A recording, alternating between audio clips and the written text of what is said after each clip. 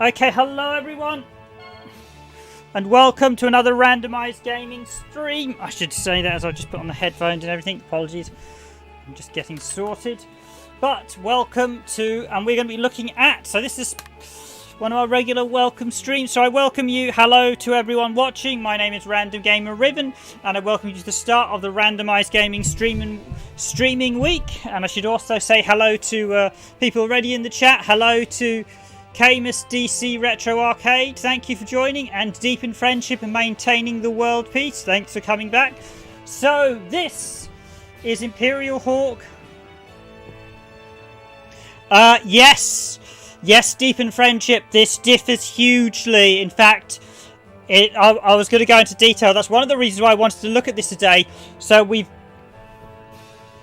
fairly recently managed to obtain a copy of the Japanese version. We're quite interested to see how it looks in comparison to Iron Aces, and there are a large chunk of changes. I was really quite surprised. I'm just going to quickly correct something.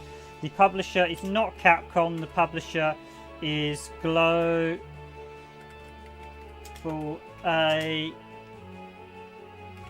Entertainment. So, this is actually part of a series, Fighters of Zero. There are a number of games that started on the PS1 and they finished on the PS2. There's one on the Gamecube, Dreamcast, two on the PSP, two that are basically based on this Fighter of Zero series. Hello Nico, thanks for joining the stream. Appreciate everyone hitting the like button already, that's very nice. And basically, Iron Aces, so here's the thing. I initially wondered if this was just going to be a Japanese language, but I'd always seen screenshots and I'd always noticed some clear differences, but I'd never been able to find any good footage. And I spent today, the first half of this morning, playing this and Iron Aces, and there's an awful lot of changes. In fact, the campaign is inverted.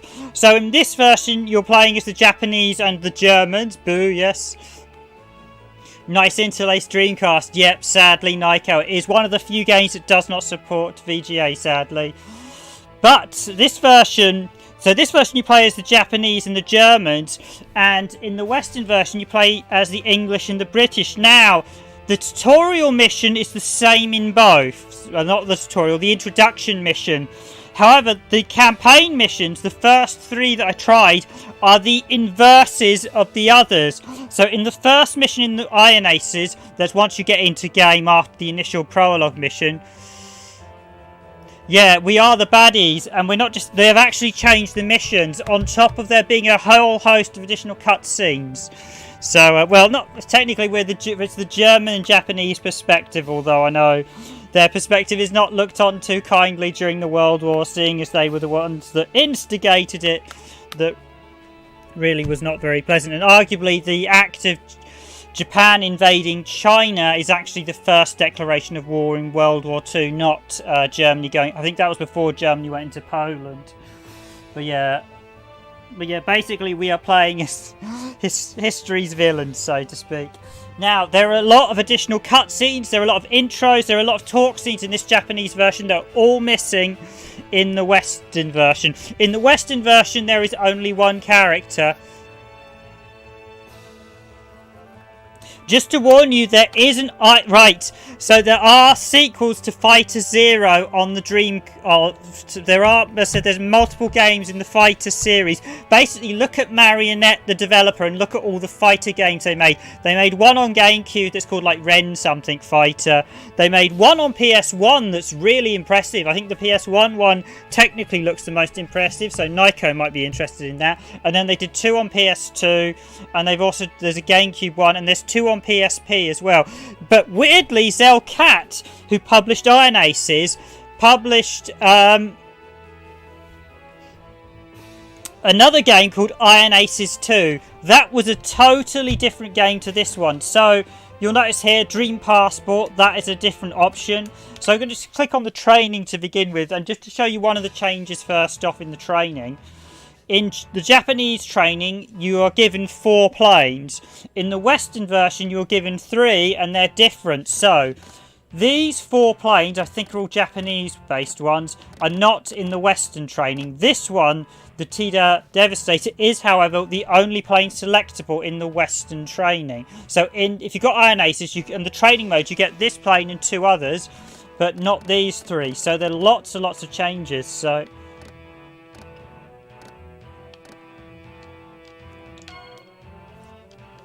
the UI and the HUD are basically the same from what I've seen, just depending on the languages. And I assume this tutorial mission is going to be the same. In the Western version, it's dropping bombs on boats, this first mission.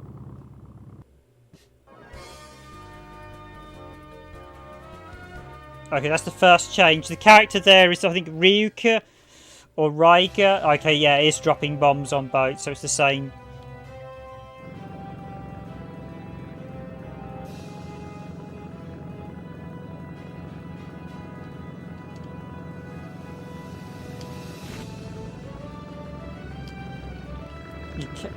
So we can change view. We can slow down the plane. We can speed it up. You can also so you can change. You can free rotate, and you also have pre-done rotation. So you can do. The series is actually a pretty good one. I think by the time the PS2 came along, though, they were sort of running a bit out of ideas. But oh, I missed it. There's also a chase cam.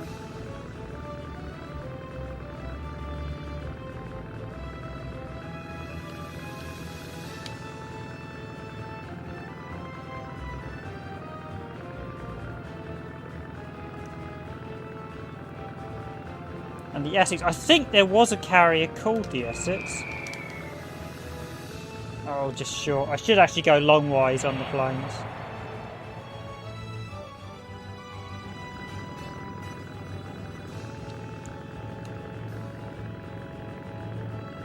But this is going to be quite an interesting stream because a lot of you are going to see a lot of the Japanese content that was just totally cut out from the Western version, and other stuff that was completely changed. As I mentioned, the campaign is very, very different. The missions, aside from the opening mission, a lot of them are actually inverted, which really surprised me.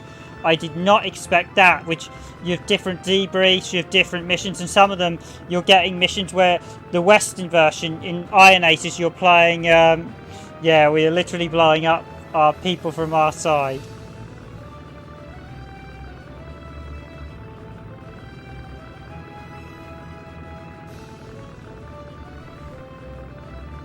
Yeah, we're blowing up. So in the Western version, you fight off those pesky Japanese and Germans, and in this version, you fight off those pesky British and Americans, which is us. Oh, missed again.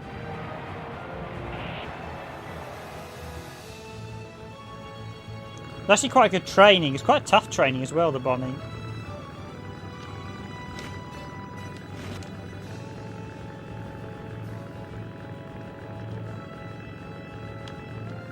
But yeah, I was really quite surprised some of the changes to this.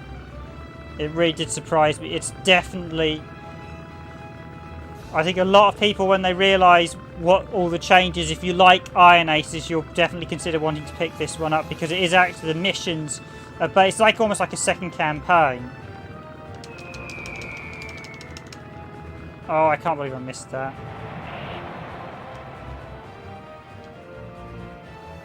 Because I was quite surprised, because so in the first, once we get into the campaign, I just mentioned the tutorial mission is the same, but well, basically the first is what I call Act 0, but then the second mission changes. So in the Western version, in Iron Aces, you have to scout out and watch the radar stations.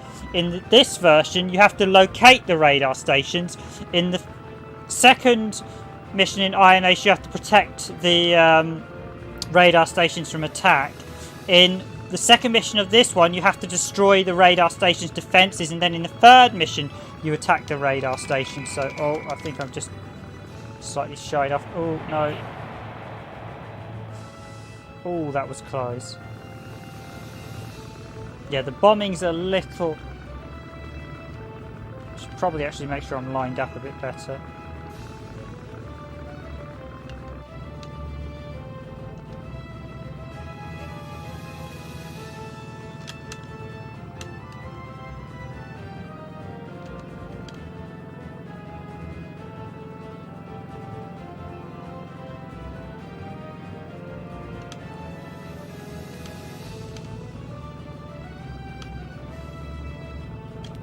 can also yawn using the LT and R tree. Okay, right, I've got it now.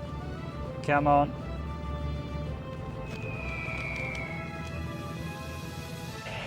And there we go, direct hit across the starboard bow.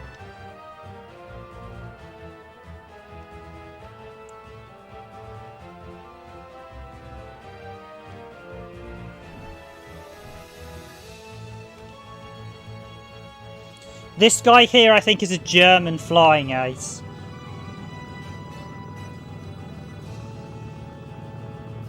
But yeah, I was quite surprised because I was like, oh, this is a separate campaign. I was like, oh, well, this is really nice. I bet you got another campaign. Even if you are playing as the villains. Although I suppose the Japanese and Germans might be quite keen to play as themselves, even though they did lose the second... Oh, just missed out. They did lose the Second World War in the end. And rightly so.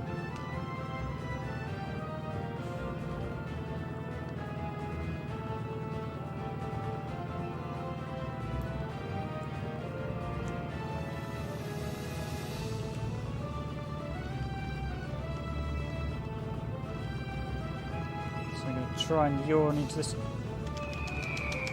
Probably two. Oh, that smaller boat is a real pain to bomb.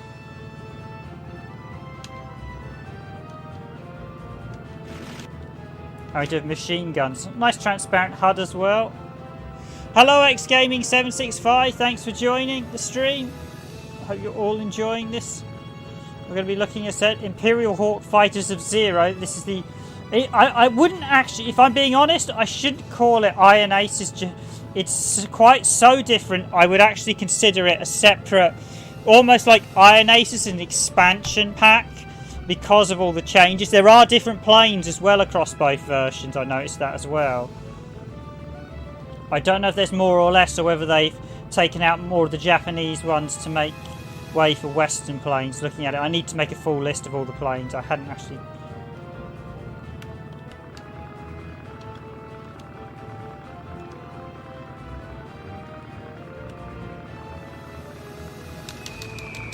So that can be two. Yes, direct hit.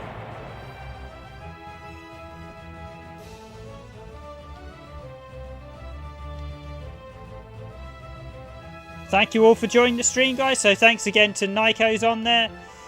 KMS DC Retro Arcade, hello. Deepen. I like back to old games. Yep, we've got lots of old game streams. I will be doing quite a few more Dreamcast games before I finish up, but I may quiet down the streams depending on how things go at the minute. I may do some more long plays and other videos. The stats are just going wild at the minute. There's at least 3 of you on, and it's just upping and going up and down. So I really don't know. YouTube streaming stats are dreadful at the minute. Appreciate all the likes, everyone. As always, if you do enjoy our streams, please do consider hitting that like button. Guessing this one's going to fight back a lot more than the... yeah, this one's going to be... Oh, yeah.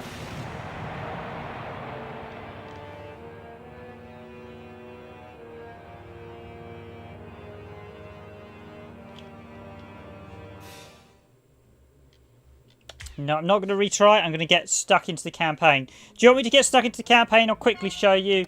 So, that was the training mission. So, you have the options with the verse mode, with the load, new game. There is also... So, the verse mode is quite nice in the fact that it does allow for...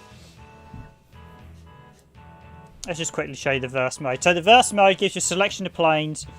And you get 1 versus 2, 1 versus com, and 1 and 2 player versus com, and that's exit out of the menu. This is the same HUD and interface as Iron Aces, but the font is slightly different. So this is airplane battle. This is naval battle. So in this one you blow up each other's planes. In this one you have a ship you need to sink. I basically went and played Iron Aces this morning, so I could A, see a load of the differences, and B, see campaign. Okay, yeah, don't worry, this will only be a quick. So what I can actually do is think if I do this one.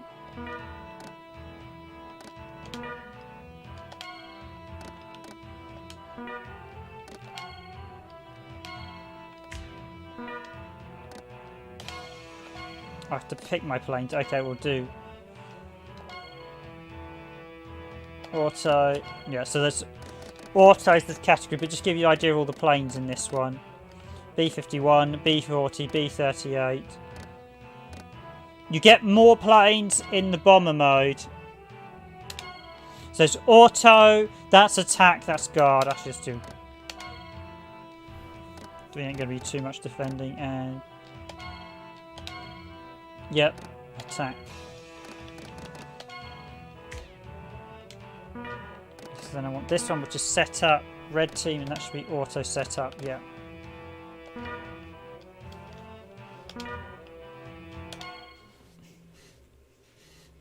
Just show you a quick fight and then we'll jump into the campaign. Now, the very first opening mission in the campaign is actually the same in both Iron Aces and Fighter Zero. It appears to be a cut and dry sort of tutorial mission, so...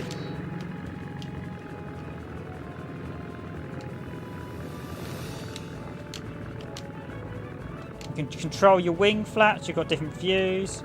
You actually have, so you have, just mentioned, you've got standard camera angles, you also have a loose camera as well, so...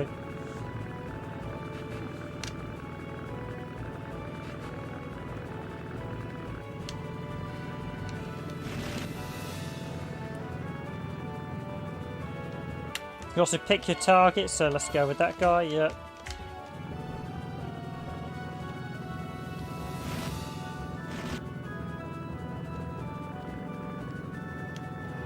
Try and see if I can match, slow down my speed to match.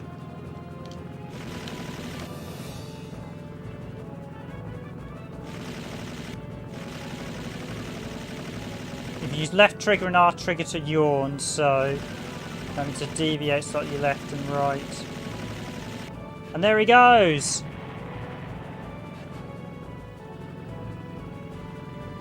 I think it's just going to be 10 minutes of shooting each other up, so I'm not going to show much of this. I'll quit out before you've even done the 10 minutes. Okay, select a fresh target. I actually want that guy ahead of me.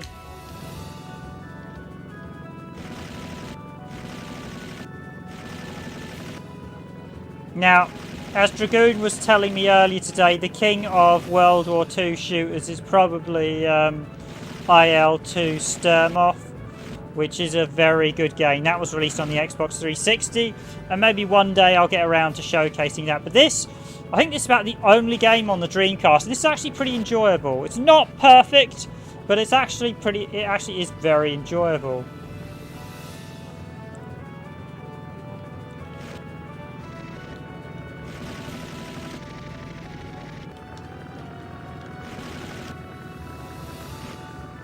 There is also a pursuit camera. Yeah, if you hold down that.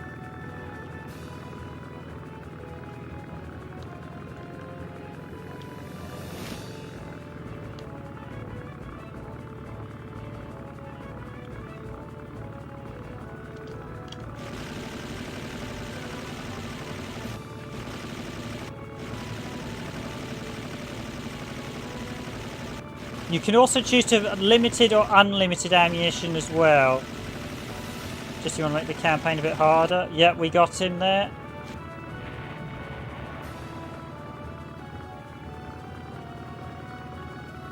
Thank you, XGaming765. Yeah, the stats are going up and down like a yo-yo. It's telling me if I got 1, 2, and I've clearly got about at least 3 of you on stream at the minute, so I have no idea what YouTube's streaming stats are doing at the minute, which means it also means it's just messing up all the stats, period. So I'm going to have to actually complain to YouTube about that and say I'm getting stats where we have people on and... Ah, is it only we can shoot each... Ah, I assume once we've shot down the other guys, they don't come back. Okay.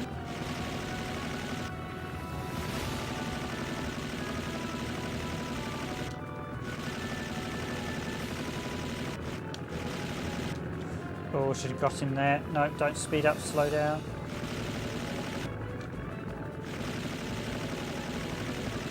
Oh, yeah, we got him.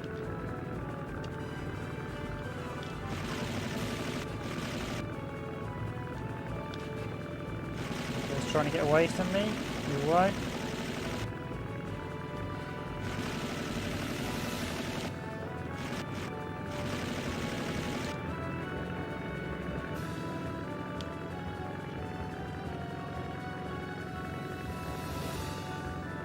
But yeah, the campaign has all new intros and all sorts of stuff that isn't in the... there are a few changes of Iron Aces, so I will... everything you've seen on the channel we've bought over the years, apart from anything we've said that we've been asked to review, that we've been given review copies of, so... We actually managed to... There have been quite a few cheap copies of this on eBay, actually, so... And that is all the other fighters. I think that might be it, yep. Okay, so I was the sole... I shot down all the opposition on my team. Brilliant. Okay. Instant Aces on Wii. I don't think I've played that one. I'll have to look it up. But yeah, IL-2 Sturmoff on Xbox 360 and PC. I think the PC version was the best. Okay, so this is... that's limited bullets. That's unlimited. So I'm going to go with unlimited just for this tonight's stream.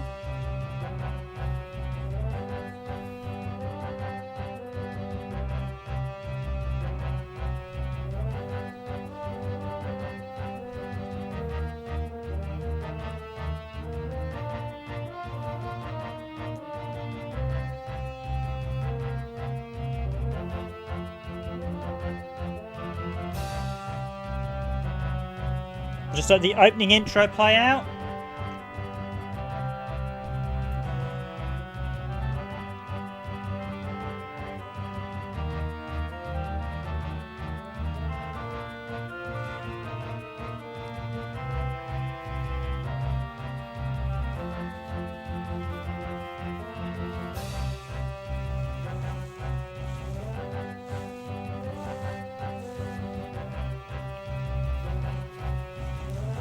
So the crux of the story here is that each of the islands is controlled by different fractions.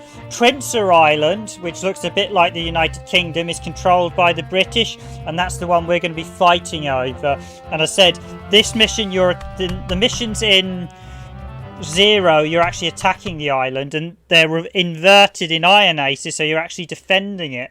And the briefings and everything are different. I was really quite surprised. It was like, oh wow, this is like a separate camp. It's almost... I don't know if this one has a bonus campaign at the end, and whether they just used that in Iron Aces, or whether they did plan to maybe perhaps release the English and American missions as a separate disc later on.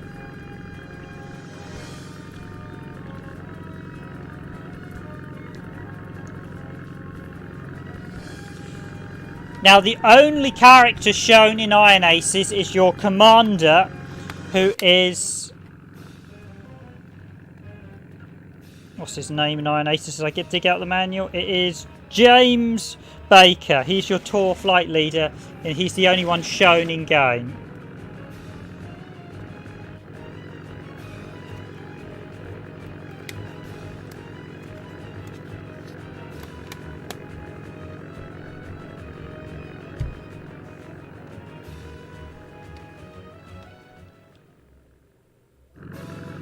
Oh really? The music was done by... Okay, I'll give that definitely have a look.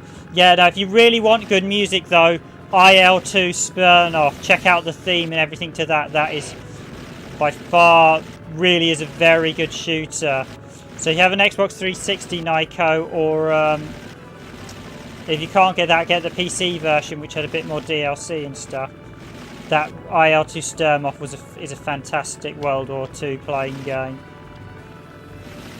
That's got like multiple campaigns for all the different...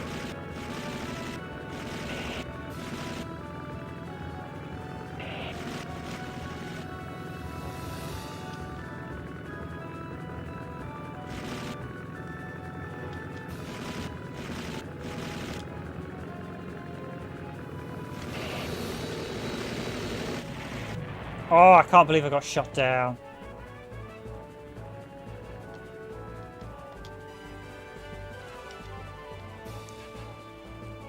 That didn't happen before when I was playing it earlier. That's annoying.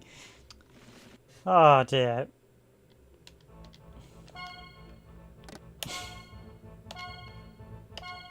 By the way, in the Western version, you name yourself on that screen. So, no, I'm not actually translating stuff. I basically played Iron Aces X Gaming. Iron Aces is the Western release. So I can basically I'm just using my memory to remember what's occurring in the Iron Ace menus and then in the Japanese ones. But these days, with Google Translate and Google Vision, as Nico showed and as I've seen myself, you can take pictures and then take out the text and then translate them.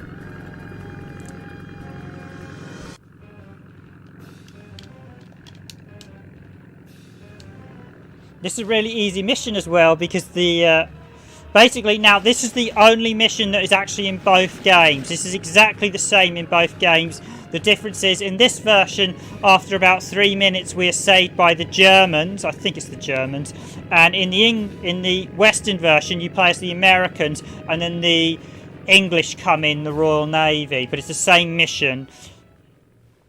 But your commander is James Brooker, although in the Western version the English general does not have a picture, whereas the German one does.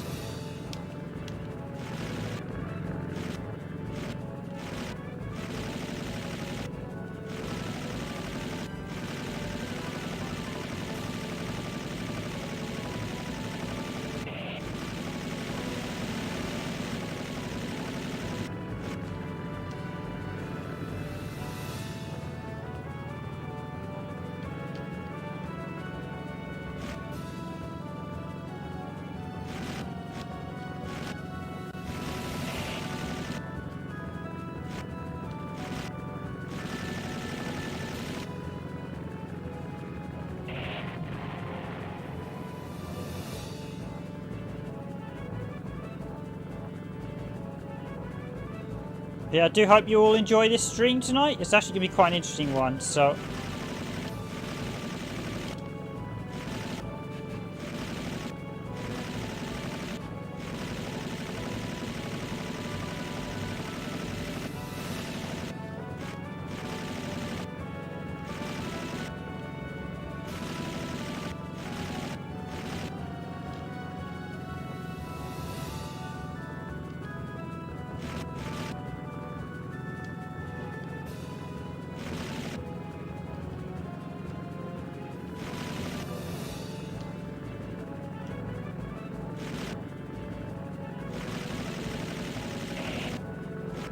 We got the text. You'll notice is also up to down. It's not like that. It's the standard sort of horizontal thing in the Western version as well. So I will certainly be doing a proper comparison of both versions at some point if I can. Well, in fact, I will do because I've got both. So, and here we go. This is Ryu Carter, I think his name was shown as. I'll just let this cutscene play out. I'm just going to quickly nip down and grab some tea while the Germans shoot up the... I think it's the British or American fighters.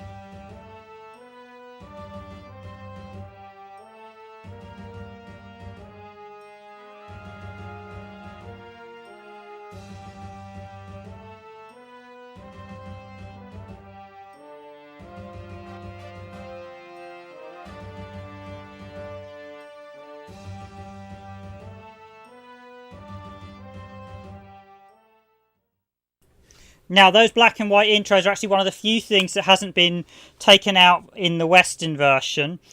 They remain in, as do those sort of chapter screens. Now, as I mentioned, this is where things change totally. You do not get cutscenes like this in the Western version.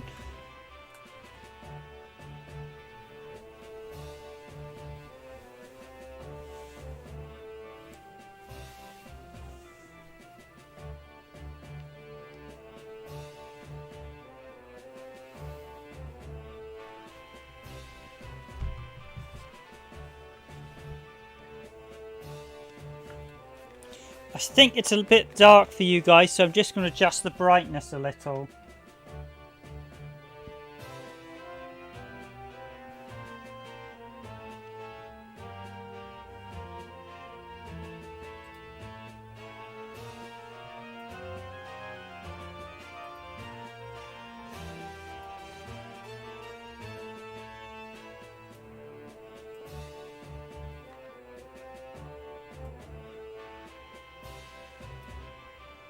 Bear with me a second, just going to take off the Dreamcast. So that's too bright.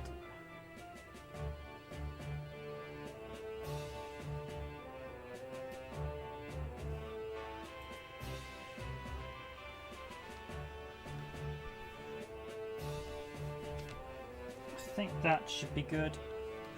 Right, one thing I did figure out, so you press X to delete your name. I think that's your rank initially, so I think it's like Ensign. If we go down, so you've got this category here, just like this one, and I can enter my name of Riven.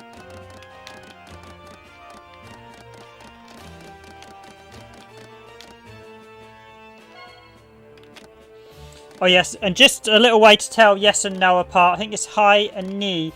Yes in Japanese is only 2 letters. No is 3 letters, so it's easy to work out. It's a reverse of, so yes, no. Hi, ni. Yeah, so basically the easiest way I work it out is it's a flip of yes and no. So that's yes, that's no. Whereas we spell yes with 3 letters and no with 2, it's the other way around in Japanese, or characters.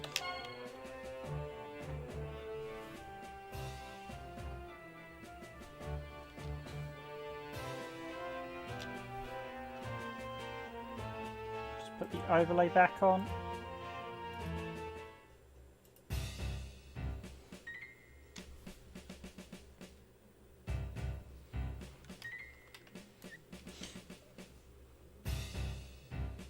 I did see the PS1 game they did actually had voice acting. This one doesn't.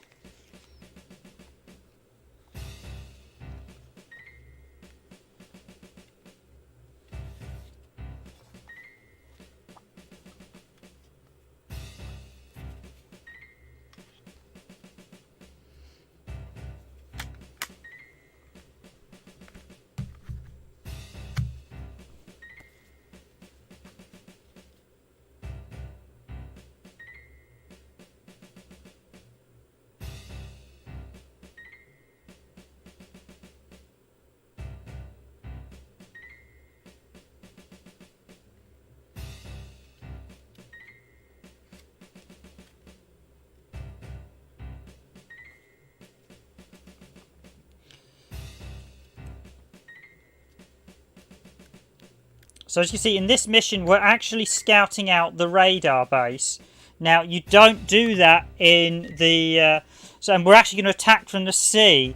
In the Western version, this mission's actually reversed, where we're flying over and just checking the radar bases and not going to be attacked. Hence why I say the missions are basically... the first couple of missions in Iron Aces appear to be in inverses, so as if you're the other side, which led me to wonder if there's either an additional campaign in this in the Japanese version, or if they flipped them and were planning to sell it the other way around. It's an interesting idea, though, because it effectively means that you effectively... if they didn't, and if they... then basically if you want the English campaign you need Iron Aces, and if you want the Japanese campaign you want Imperial Hawk, Fighter of Zero.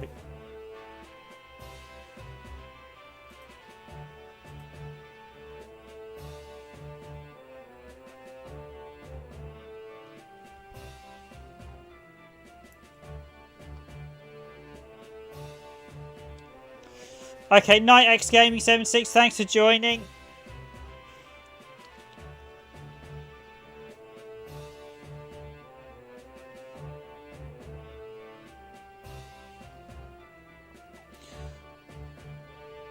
I did see in the PS1 version there was also a guy, he had the mechanic as a character as well, which was quite funny. So again, we've got cutscenes here. But yeah, Night Again X Gaming 76, apologies, I was just checking the stats, the visuals when I was just adjusting this, but thanks for joining. So you see that we have a host of cutscenes and characters. None of this is in the Western version. And it actually builds up quite a nice ambience. You can see one of the pilots is a bit hot-headed. One's the more sort of cooler, relaxed one. And we obviously have the nurse, who's clearly going to be the love interest. So that's, yes, you want to be patched up by her when you're a bit injured. But none of this is said. There's only one character in Iron Aces, the Western version. In fact, they're so different, it's hard to call it. But yeah, the PS1 version, I mean, it's actually a different game, but the PS1 game looks really impressive on the PS1. So it had voice acting, and it had, I said there was like a mechanic character. There was lots of character cutscenes like this. It seemed to be a different cast of characters in the PS1 version, but it was quite interesting. I think it was Zero Pilots. Most of the games are called Zero Pilots or Zero Fighters. But basically just look up a list of games Marionette did. In fact, I'll just quickly link the GDRI.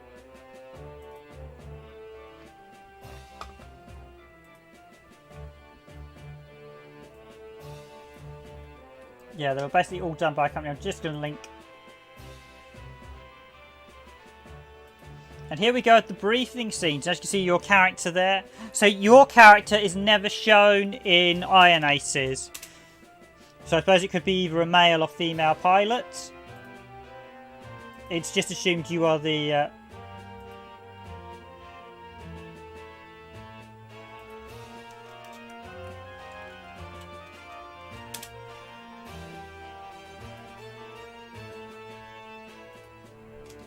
Right, so if you're interested in the other games in the series, now if you're interested in Marionette's other titles, here's a list of Marionette's games.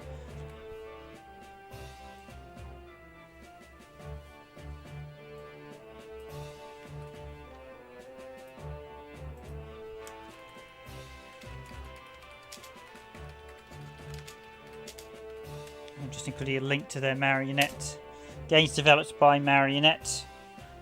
And they developed quite a few games. There's 2 on the PSP, so I think one of the PS2 ones is also on the PSP as well.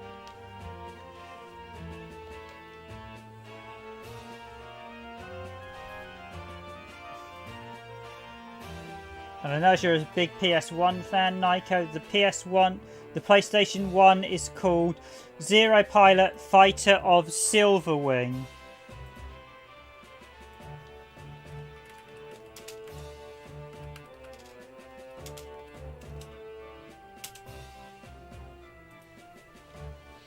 So you do get a breathing type thing. You do get a breathing room in the Western version.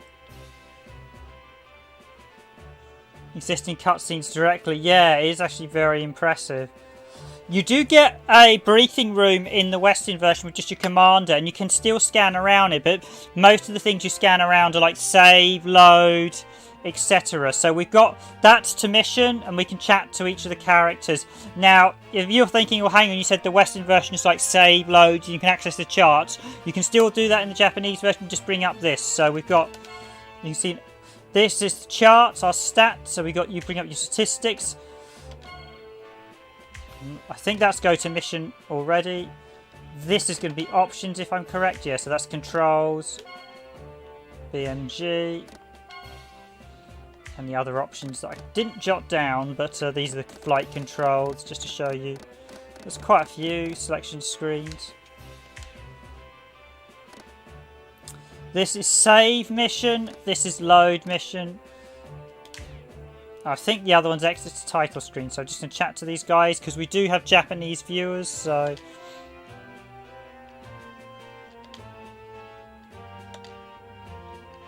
We can chat to all the guys, our flight commander.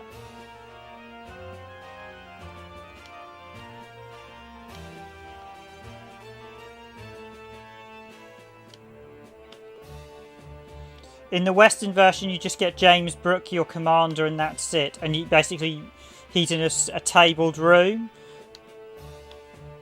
Similar to this, but not quite the same. So that allows me to rewatch the briefing. We can also chat to the... I think he might be Japanese, but I think he might also be... She looks like he's from the Luftwaffe with that leather jacket. I think it's supposed to be the Germans and Japanese in this version. So are you ready to fly out? Yes.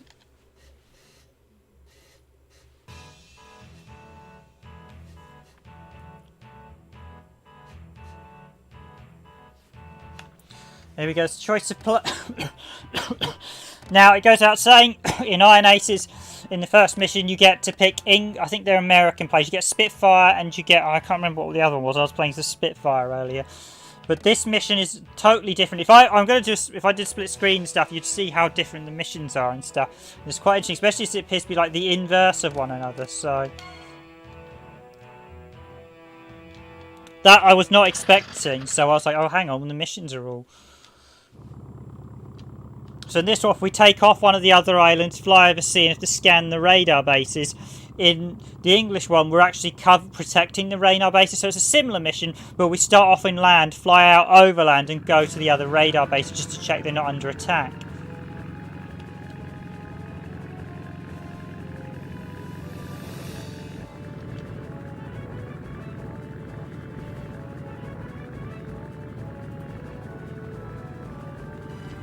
Oh yeah, the character names, so you can actually view the...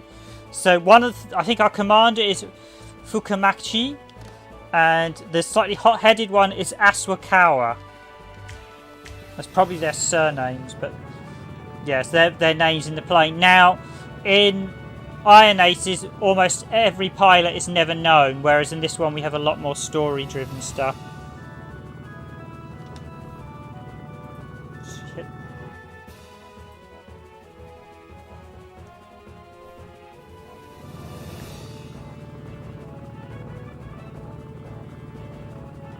So we're on a spy mission, so we're not supposed to engage at this point.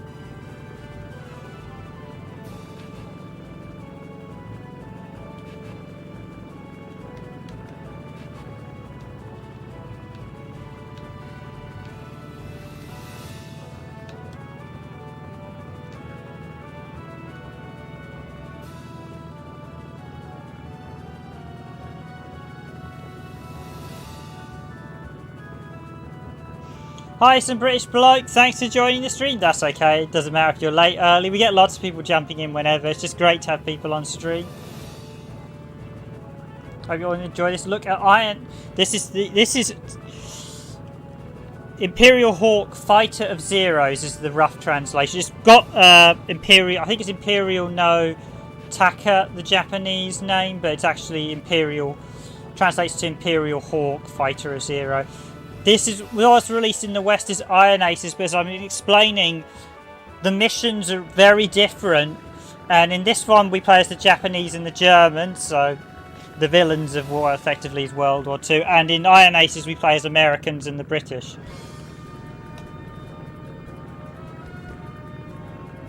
And a lot of the missions, as I said, are slightly different. And you have different planes as well.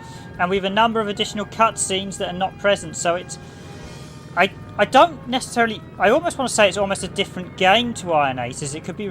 Iron Aces, as I said, could be regarded as an expansion pack because there's so many extra characters and stuff. And changes. Whereas this has got the cutscenes and the thing. So here you have the Japanese characters chatting to us. And I said you don't normally see them. Yeah, it's quite... The mission... So the HUD's the same. The planes, the sort of cockpit view and everything's the similar stuff. The HUD, how the game controls is the same, but the actual mission campaigns are quite a bit different. They're actually the inverses. So, as I was explaining, these early missions are reversed in the Iron Aces campaign, where you're defending the island, and in the Japanese one, you're attacking it. Admittedly, there were a few missions in Iron Aces at the end where nothing made sense. So yeah, we've just got scanned for the other radar base. This mission is actually very similar to the... Yeah, I wondered that, Pokemon Red and Blue, a little bit, because you've got different planes. I almost wonder if they were intending to release a expansion pack for Fighters of Zero, but never got round to it, because this got released in Japan sort of relatively early in 2000. Iron Aces got released late in late 2000. In Europe, we didn't get... so I think it's like June 2000 it got released in North America. In Europe, we didn't get this till June 20... I think it was about June 2021. It wasn't till 2021 we actually got this. So, mission complete, fly back, or stay in mission. I'm actually going to stay in mission because we can actually rack up some points. Because some enemy fighters come in and attack us now. So we can use that to rank up some bonus points. Oh, they're coming in and land, aren't they? Yep, there they go. Spitfires, they've detected us, so we're going to engage them. And then, just so you know, that is return to base. That is exit to title screen. This is changed view. And this gives you a rundown of all the gauges. It's the same in both Iron Aces and Twice, and anyone can. Yeah, literally.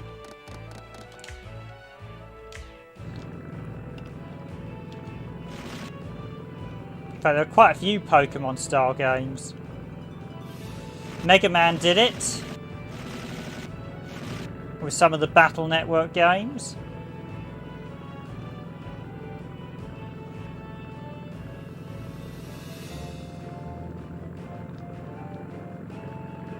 I was actually quite surprised. I really was pleasantly surprised because I did actually really enjoy Iron Aces.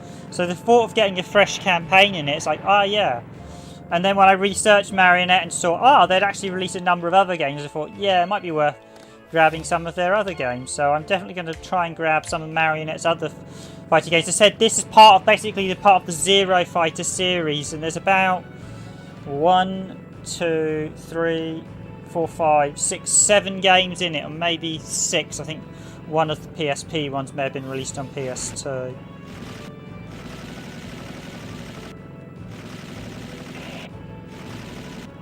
Whenever the text pops up, the text is horizontal in the Western version, as you'd expect. Although I quite like the way the Japanese text comes up on the side. That's a really interesting way of doing like radio calls. I know it's like the way, I think they've done it the way they read books in Japan.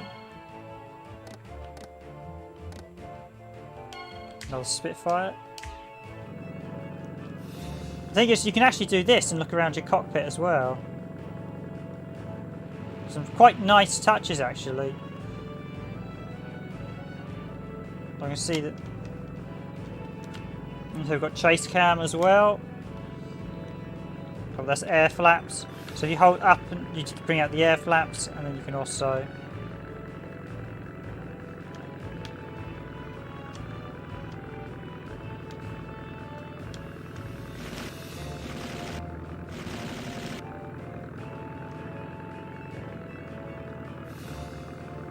I remember playing this because I got this actually in about I got this when it came out because it was only like 20 quid originally.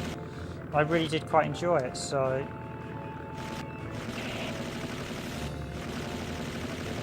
And there we go.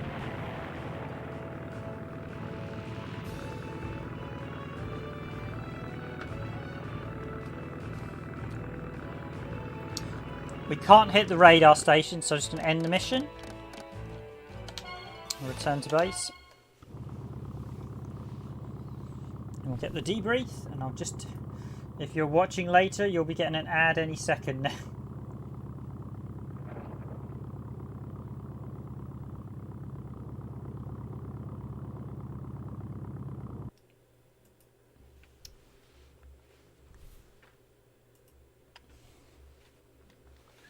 So just so you know, this is, do you wish to watch a replay? Yes or no? No, I don't want to watch a replay.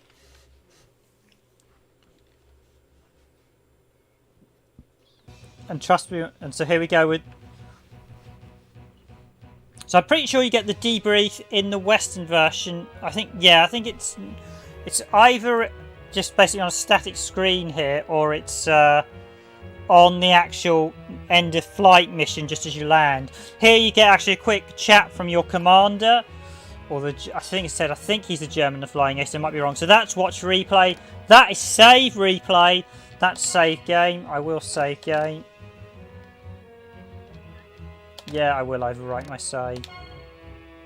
Even though my save is a mission ahead, it doesn't matter. It's... Oh, I didn't need to, but just in case anything goes horribly wrong in the next mission. And this is Carry On. This is Chapter 2. So in this one we take out the defences, whereas in Iron Aces, the next mission we actually attack. We have to defend the base from under attack. But in this one we actually attack the defences of the radar base, so it's quite interesting. And you see here we get more cutscenes with the characters chatting away. Apologies, I haven't translated any of this stuff. I'd need to actually get my translator. I can recognise person there. I think they're having an argument.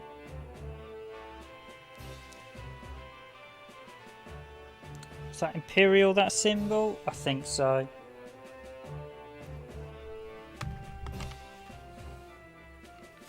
Just see it's Imperial. Yeah, Imperial. No, that... I think it just has the ranks talking.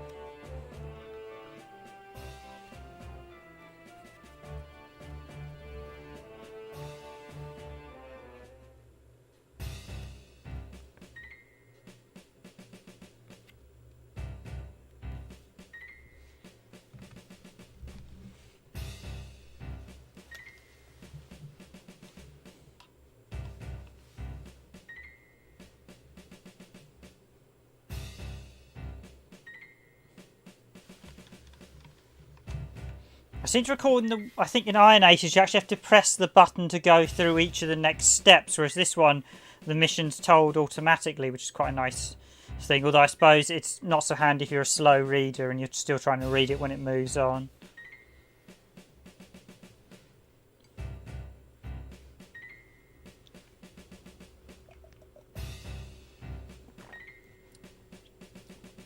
But this mission is totally different. So in this mission we're taking out the supports that are defending the island, defending Trinsa, the radar bases. In the second mission in Iron Aces you are defending the radar bases from direct attack.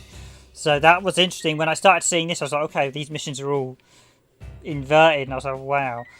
So it said only the very first little prologue mission is the same. Everything after that. So if you just watch a video of the prologue, you might get the idea that they've just done a few changes. When I started playing it deeper, I realised, hang on, I'm playing different campaign missions here. But the prologue mission is the same. Everything after that so far has been different. I've only played the first couple of missions. I need to sit down. I need to literally need to video and replay both and see what I think.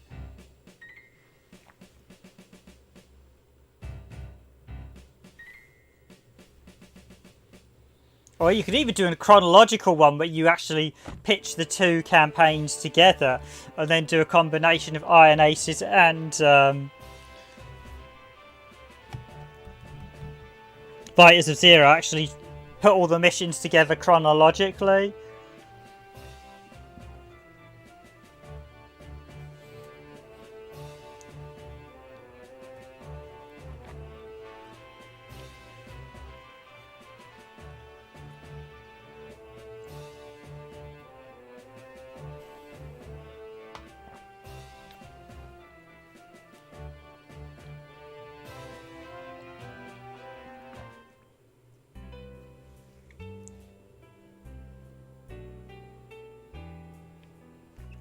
Birds of Steel, yeah, that was another good one. There's some really great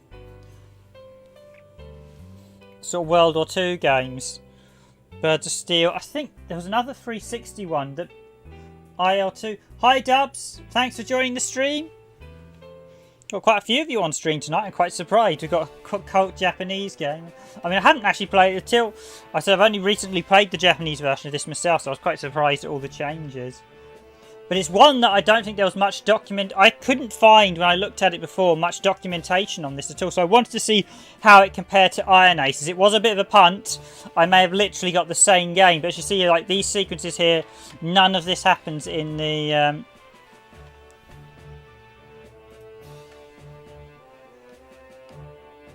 So let's just chat to the crew again. I think he's a bit timid about fighting this guy.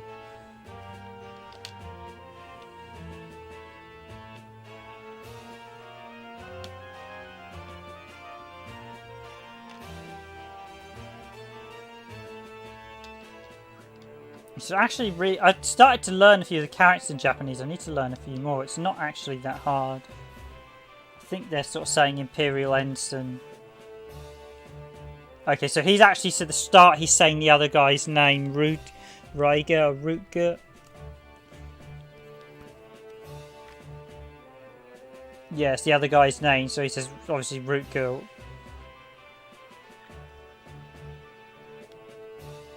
Yeah, a lot of them, they don't actually call, I think they call them their ranks, not their name.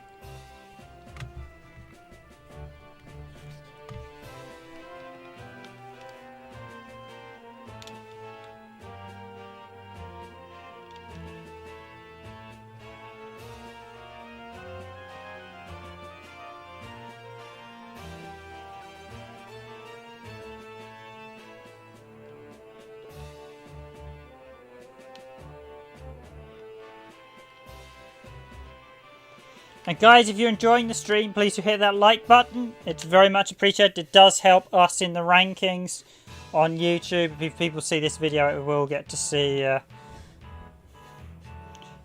Oh, Rakuya. Thank you, Dubs. Ah, you can speak Japanese. Or you can read it. You're certainly better than I can. I'll tell you what, I'll play. Seeing as I played as this plane, I'll play as the other plane this battle.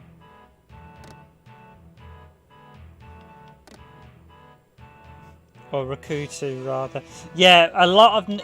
What I've learnt about translating Japanese katakana is you need to tend to go on the pronunciation, because often the katakana can be used for a number of different names.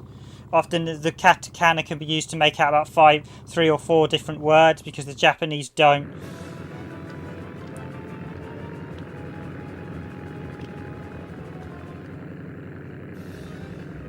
Oh, they're all playing as the other plane, I see.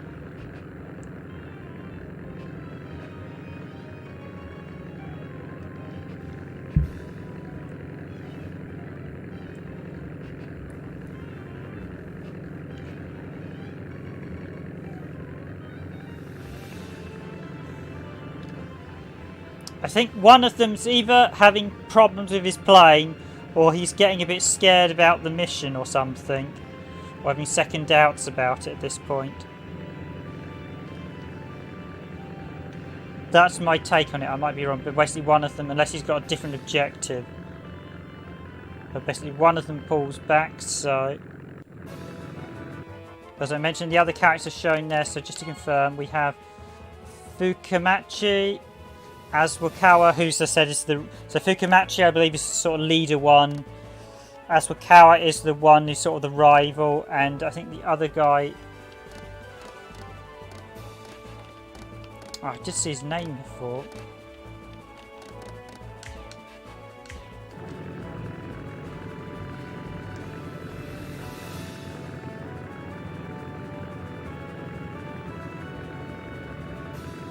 Yeah, Trapezio. Yeah, katakana. You really have. I think from what I've been told, you have to go. I think you have to go on the pronunciations. But yeah, you can literally have different. You can have the same word spelled in katakana multiple times, and it can also mean multiple things, which is really difficult. Read as into yeah. I think I did see a few people say in the past Japanese is kind of Chinese is basically a much more the language of, because Japanese is based I think on old Chinese, and I think they said Chinese has been more modernized as a language, whereas Japanese has largely not changed.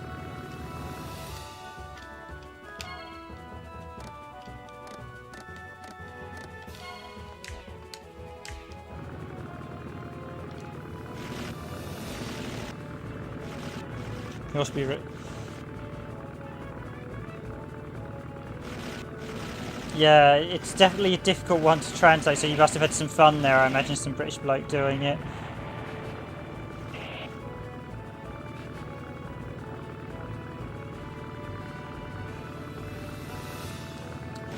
The problem is there's not much they can really do about it unless they modernise Japanese. But I have had a few people in the past say Japanese needs to be modernised a bit. Again, yeah, that's another Spitfire gone. I do quite like the the kill cam when you blow them up.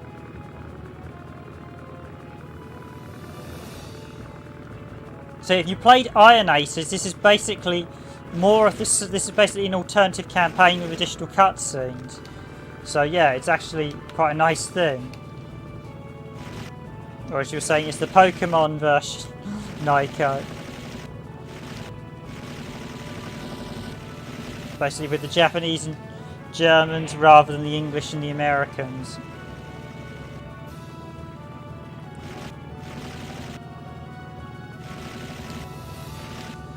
I suppose there are a couple of gripes I do have. One of them is they haven't done that many Ryuki. So this is where Ryukiyo comes in, and they start blowing out some of the heavy-duty ships. I think I've basically got to protect him.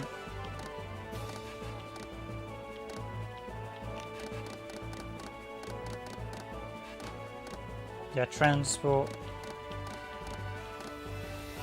Yeah. Oh, they've got Ryukata as his name in English, so. But I know the Japanese are quite bad for converting names into English as well, getting the characters wrong. So,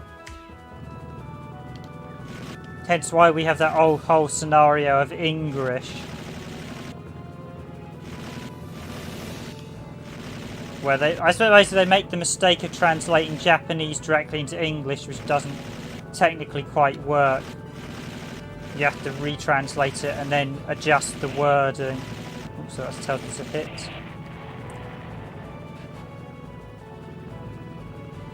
The music's quite good as well for this. I wouldn't say the music is stunningly good, but it's enjoyable. It doesn't get on your nerves, but it doesn't make me. It's not anything that would rock my head to, so to speak.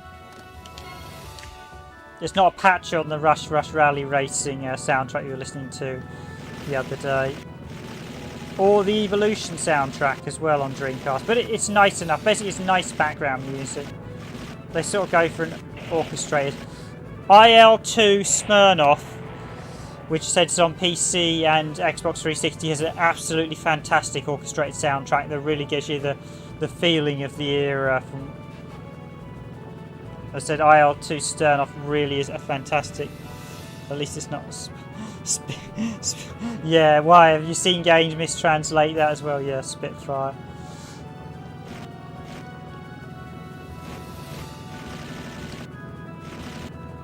Yeah. Oh yeah, because they get R and L mixed up so much as well, the Japanese.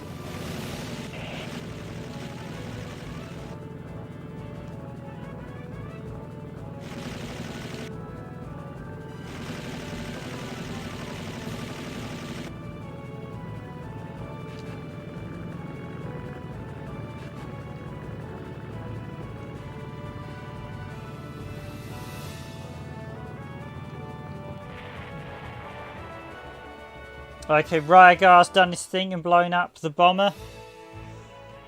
Not with Jerry Beans. Yeah, there's a SNES game called Jelly. There's a SNES game called Jerry Boy that was done by I think it's a Game Freaks. It's quite a good little platformer, but yeah, it was supposed to be called Jelly Boy and they mistranslated it. And then there was later another game called Jelly Boy that recently got a Switch release.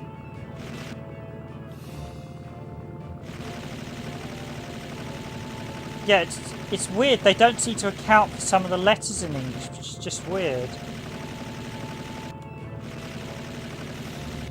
The Japanese also have problems speaking with pronouncing R's, don't they? I think because it's the way they project their voice. I think Japanese speak very quickly, and I think they tend to project their voice from the front, whereas Westerners, we tend to project our voice from the back of the throat, which allows us to do things like R, whereas if you speak from the front of your mouth, it's very difficult to make the R sound.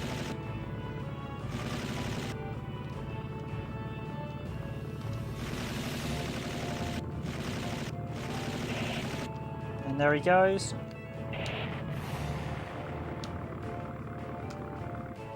How many more Spitfires we've got? We've got a couple. I'll gun them down for the bonuses.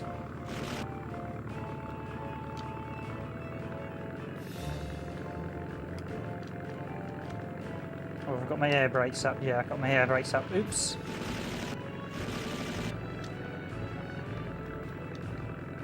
I do like a bit of lens flare there. That's actually one case where lens flare works really well because it.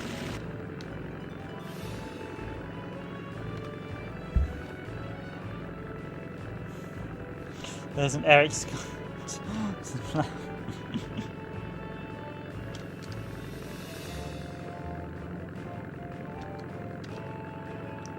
Yeah, there's a few other weird quirks as well. Is it B in one of the other letters? Is it B and V or something? They get confused, and a few other ones. I saw quite a good guide written by one of the guys who translated some of the video games.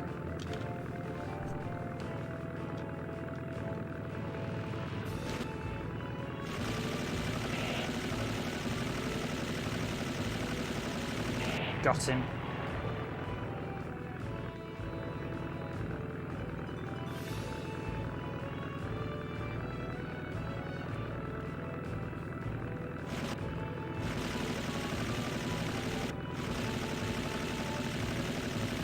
P and V, thanks. Some British bloke.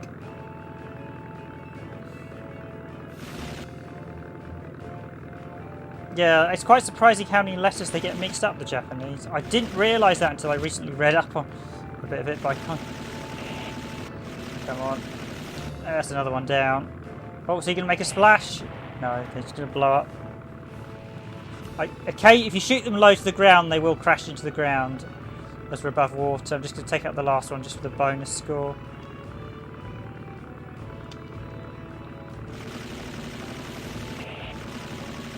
Got him.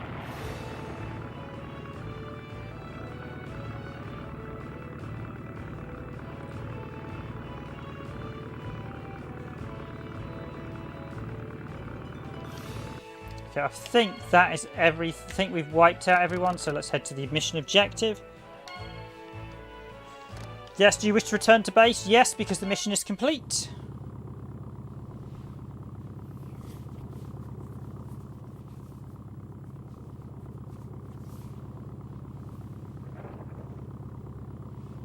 Fortunately, you don't have to land like in some other games, because normally the landing part is usually the most difficult.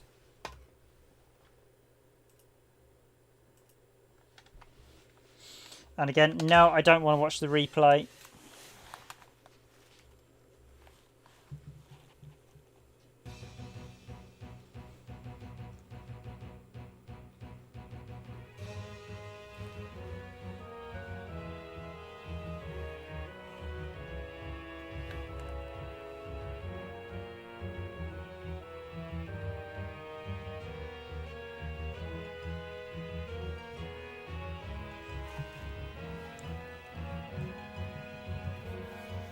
Some British break. Here's an interesting question for you, Riven.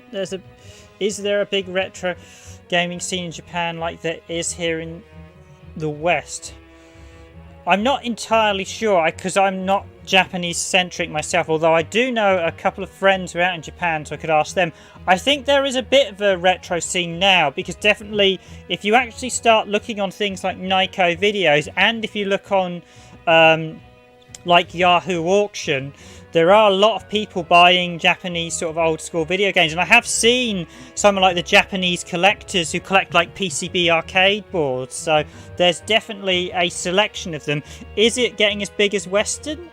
You know, I assume there must be. I remember a friend telling me the Japanese do quite like to collect European and American games, weirdly. So I assume there is some. There's going to be some. Maybe.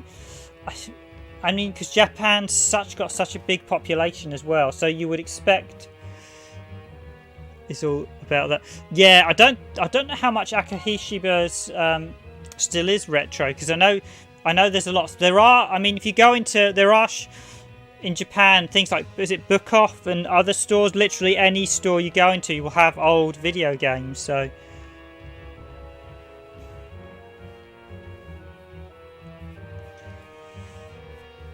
I think to some degree, yeah, it has got a little bit out of hand in terms of pricing on eBay, with people thinking that their knackered old cartridge that's got the sticker ripped is worth money. No, it's not, unless it's in most people just want to play the game, and it's only but most games aren't really worth that much. It's only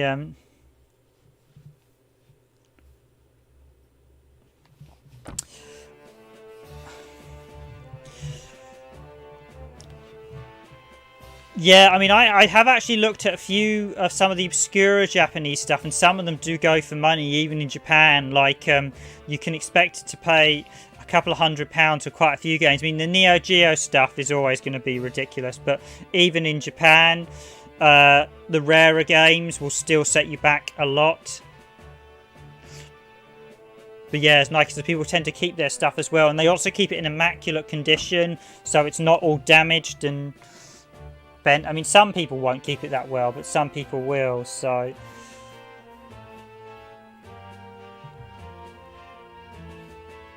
you know, I've imported a lot of games from Japan over the years, so I mean, there definitely must be some, there's definitely some scene, seeing as I saw a couple of games on the N64 people were quite clearly quite keen to get and stuff, but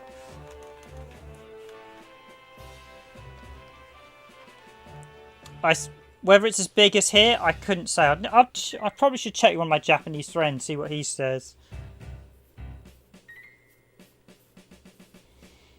I mean, I'm only an outsider looking on Japan because I've never actually been to Japan, so I'd love to visit at some point, but probably going to be a few years off before I get to go to Japan.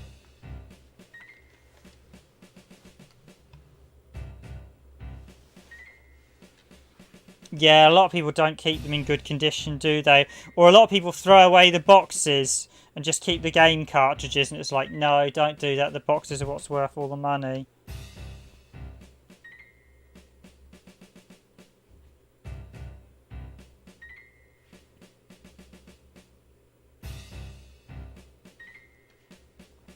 Yeah, you rarely see reprints of games over here.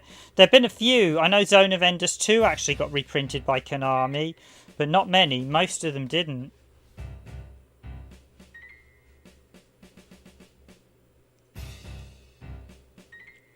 You'd be interested to know. I'll tell you what, I'll ask one of my friends for you, British bloke, if you're interested. Are you trying to sort of get demand for Izzy and other titles? Yeah, and getting other retro games out in Japan. I'll ask, one of my friends is actually out in Japan. I used to work with him at Disney.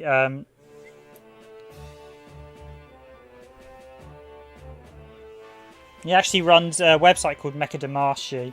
So I'll fire him a message.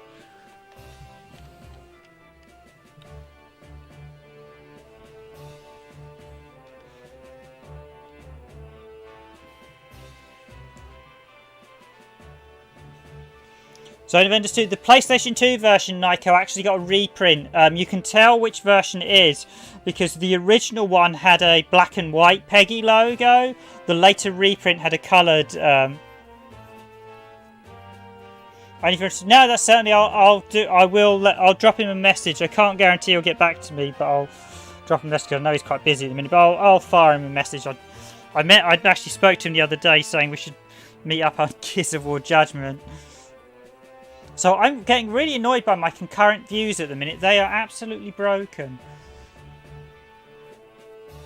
There's at least 2 of you on stream at the minute, so...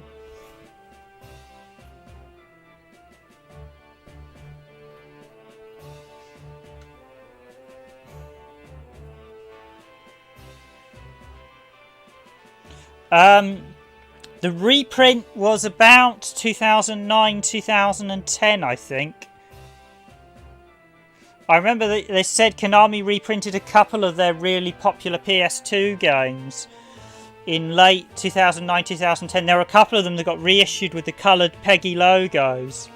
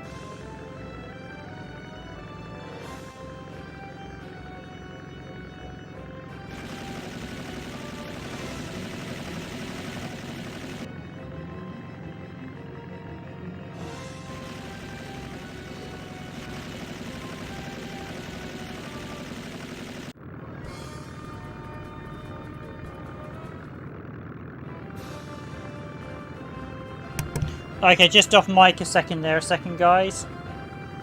Yeah, I was just off mic a second ago, hence why I was just typing. I had to go off mic for a second. Sometimes I will do that.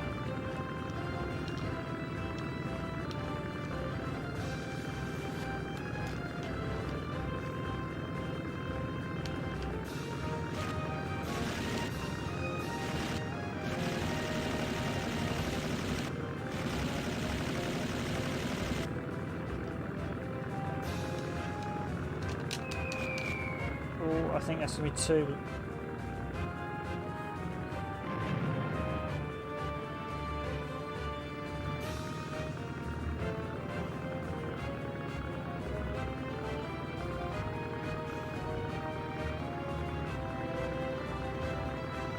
Oh, an old school. You just finished the Japanese VN on the Saturn that was entirely in English with full English voice acting. Really?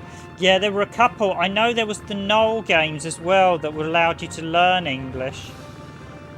What was it? A visual novel or a sort of cinematic game?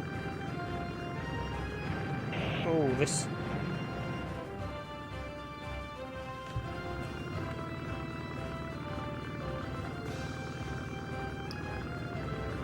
There are quite a few titles I've seen that actually have English voice acting and English cutscenes. There's a few sort of FMV adventure games in Japan that are literally all in English.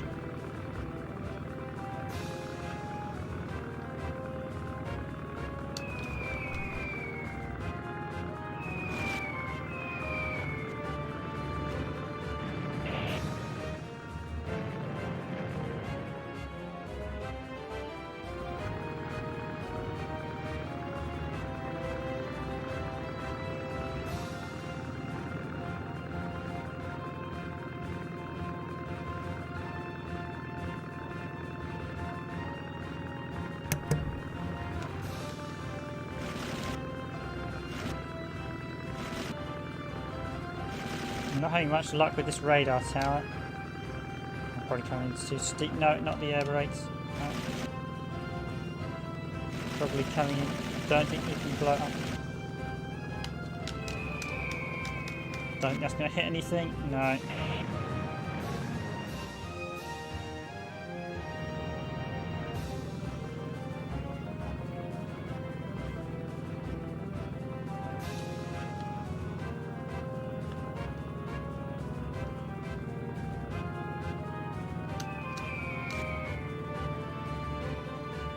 Yeah, there've been a few over the years. I can't remember a couple of them, but there's a couple I've played through that literally it's like, oh, this is literally almost all in English.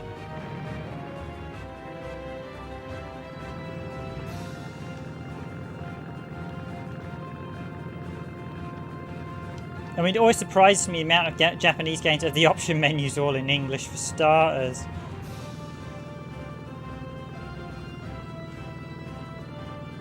Oh, it's got the full. Yeah, I mean something like Sonic Adventure, I suppose, because they translated. Front missions on the PS1. It's quite an interesting one. That has. Oh, I'm well short on the bombing run. Front mission alternative on the PS1 has the option to have all the menus in English, which is quite a nice one. But there are quite a few games that have had options to change the menus to English. One of the Wizardries on Saturn does. And sometimes just having the menus in English is a huge, just hugely changes. Oh, I'm just going to go mad with the bombs this time. Come on. Yes, we've finally got one.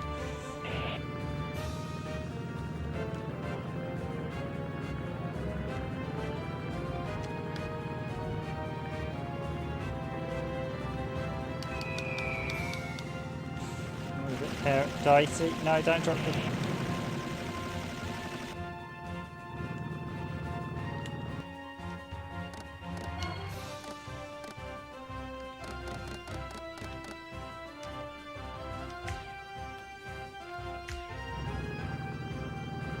Oh, the 10th. I'd quite interested to get the 10th anniversary edition of Sonic Adventure because I know they did change a few of the cutscenes, didn't they, for the Western version? They censored a few bits.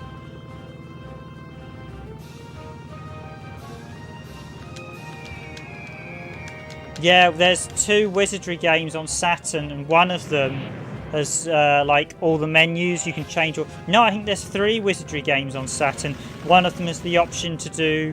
So there's Wizardry Nemesis. It's not that one. That one's more like an FMV adventure puzzle game.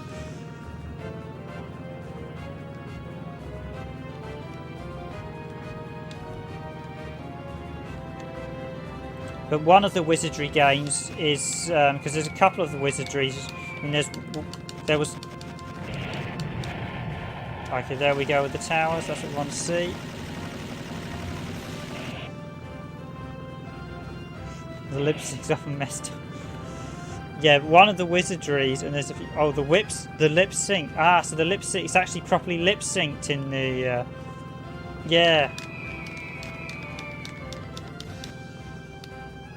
Oh, too early. Yeah, it's definitely one where I wouldn't want limited ammo on this.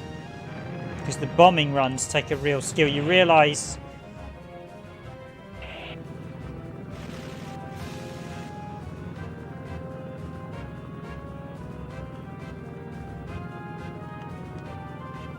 Oh, you actually got yours 20 years ago. Nice. Was you actually out in Japan then, some British bloke?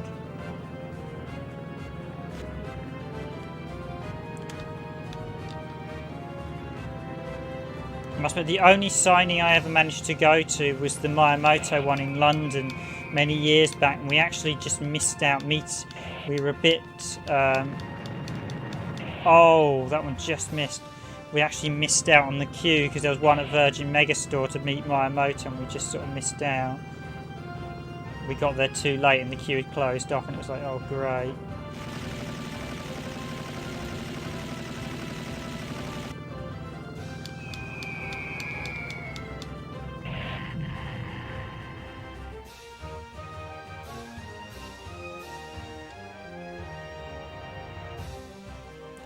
Okay, good.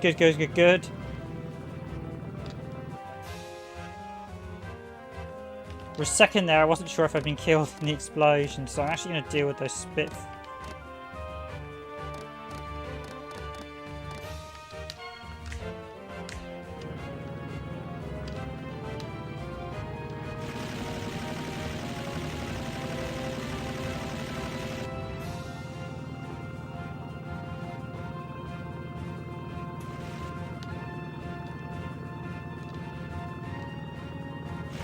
Yeah, no, the only signing I ever went to was the one, I said, the Virgin Megastore one where Miyamoto turned up and we actually missed out. We saw him, but we couldn't get down to him.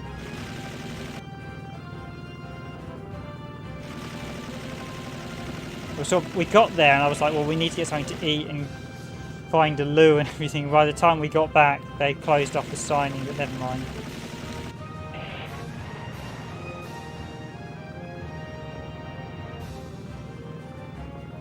Oh, nice! You got signed it by one of the Jun Suno. He's the Sonic artist, isn't he? If I'm correct, he's actually the artist that signed a lot of the Sonic stuff. I might be wrong there, but I think he was the one that did the sort of redesigned Sonic from that era.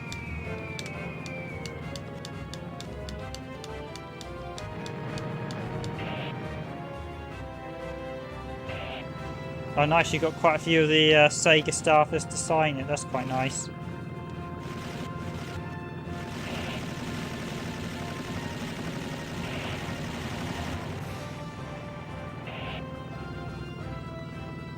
For the music, yeah.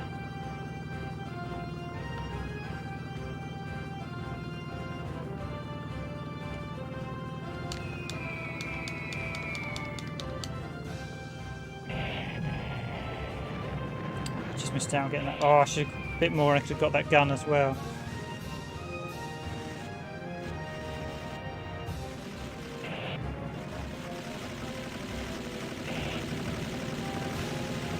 More Spitfires on me.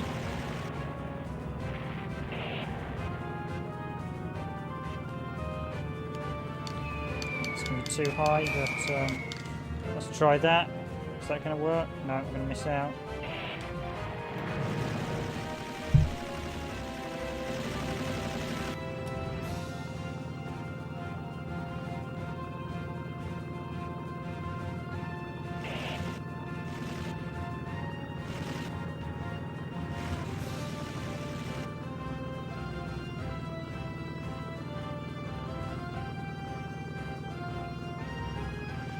Yeah, I think there's quite a few of them that worked on Sonic the Hedgehog and all the various ones that did the later designs. You got the original stuff. I know officially Sonic the Hedgehog is credited to Yuji Naka, Notoshima Amijima. This is the original design of Sonic the Hedgehog, and Carol Nass are basically credited for the design on Sonic. Yeah, see, design on Sonic.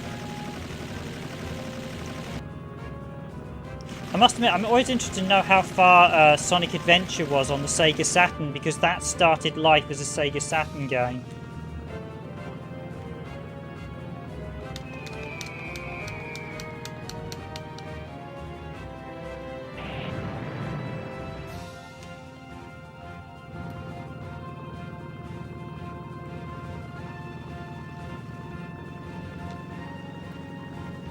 I mean, I can't imagine it got very far on the Saturn, and it may have just literally been in the planning stages.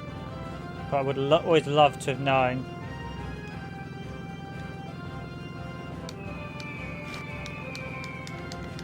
Is that going to hit? Is that going to hit? Yes. Just one more to go. Yeah, so in the second mission in Iron Aces, you're actually defending this bombing run, and it's the same time of day as well, so you're defending the bombing run, whereas in this one we're actually executing it. Be interesting to know whether this campaign is slightly longer or shorter than the... I have a suspicion this might well be a longer campaign than the...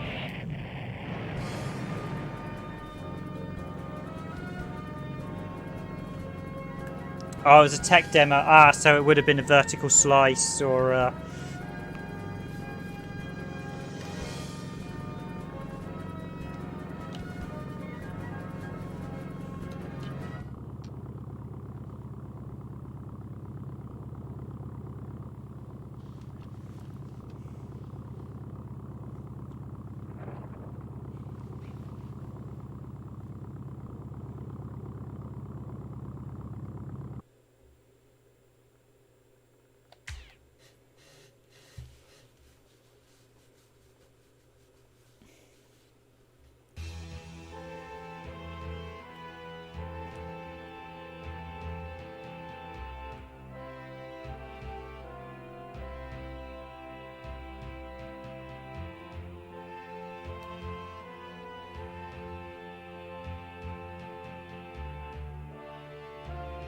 You reused most of the animation from the Sonic Jet. I see.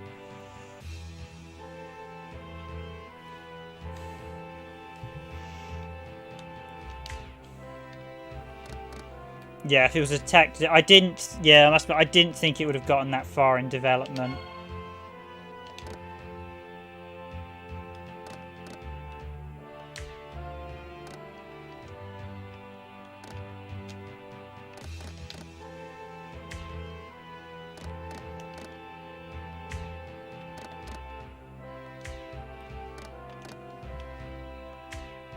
Okay, that's odd.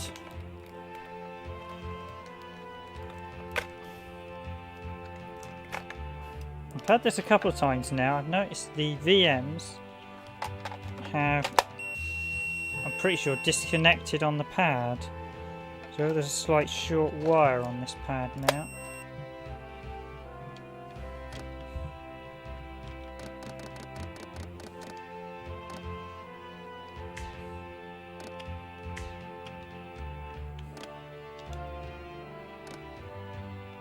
Oh, that's replay.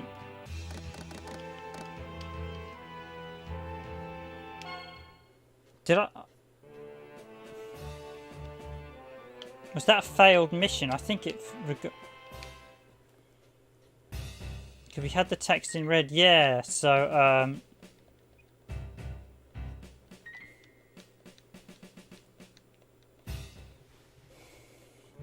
Okay, I failed the mission somehow, so why did I fail it?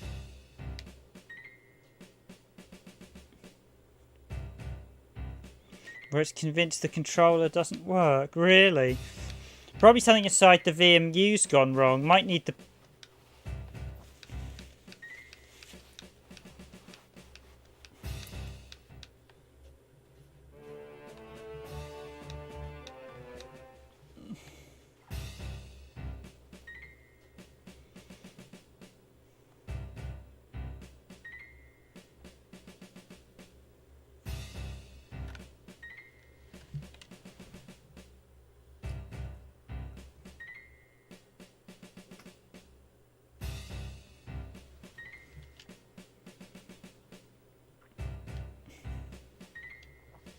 Yeah, I've not had that issue.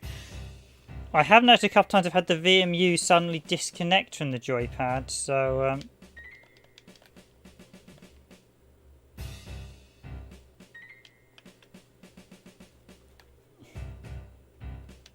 Yeah, there was just one VMU. It should be the... It won't be the control point. A point about the Dreamcast... So the Dreamcast, you have to be wary of the control ports. Basically, the Dreamcast is not... this is something anyone who ever owns a Dreamcast should know. So 2 points. You know when you eject a game, power it off while the lid is still open.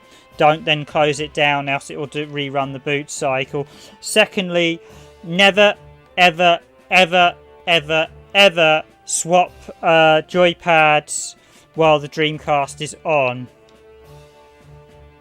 Make that streaking noise. Yeah, you probably heard that on stream. Apologies about that. But yeah, never, ever, ever swap Dreamcast joypads while the console's on. The reason being is the board was not, the control port board, and this is what I learned from a couple of Sega guys, was not properly resisted against hot swapping. So over time, if you continue to hot swap, a static charge can technically build up and damage the console. So you have to sort of basically cool down the console for a period, I think, to release any charge. But yeah, basically don't hot swap, and especially not rapidly, and would be extremely wary of never ever plug arcade sticks when they're... The arcade stick should only ever be plugged into the Dreamcast when it's off, because the arcade sticks have a much higher chance of blowing the controller board.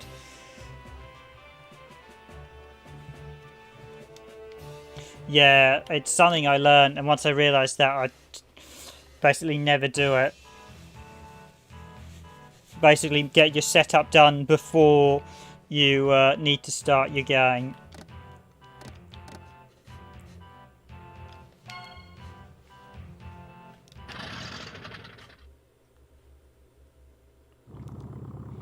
Most consoles are fine with hot swapping, but the Dreamcast, basically, Sega didn't properly build in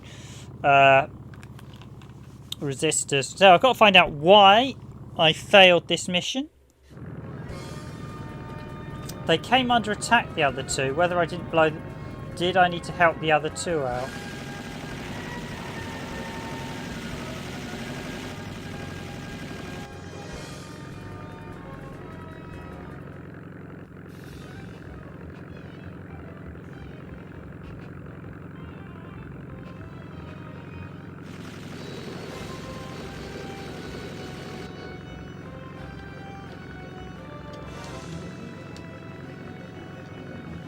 Should the game crash? Yeah, when I unplug the controller. Yeah, because that'll probably be more the game not handling controller issues correctly, or the Dreamcast not liking it. Yeah, the Dreamcast is not built for controller swapping, so, and I need to spread that around a bit more, the knowledge, because people will blow that. Seeing it's not in production anymore, trying to replace the controller board is very difficult. It's pretty much getting another broken Dreamcast that's beyond repair and taking if it had a working controller board and taking it from that.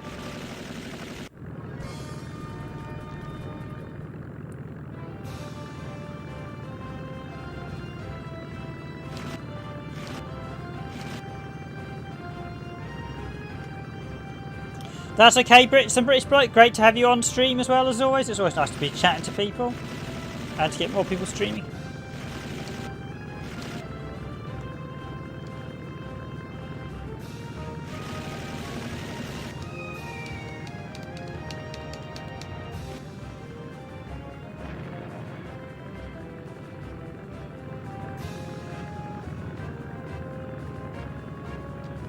But yeah, thanks for joining again, some British bloke, and hopefully we'll see you on stream again soon. Same with everyone else who's been on stream. Thank you guys who've been on stream so far. I know that some people drop by and some people leave, so it's always nice to have people on stream.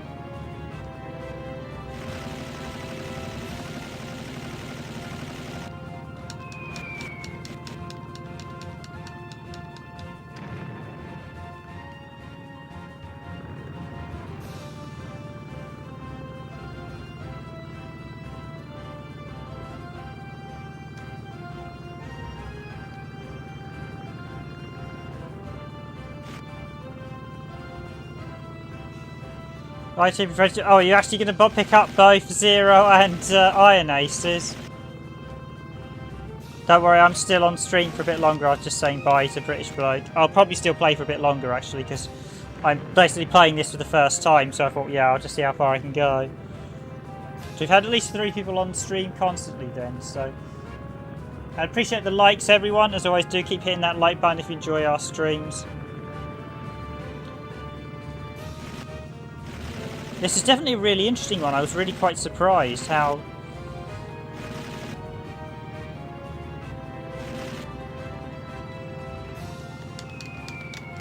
Okay, this one can only drop 1 bomb at a time. This...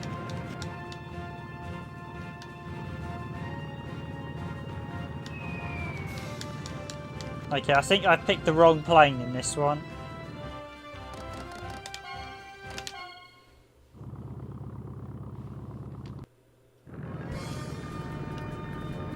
Oh, you can return to base to reload. Ah, but you can't change plane. Oh, that's restart mission.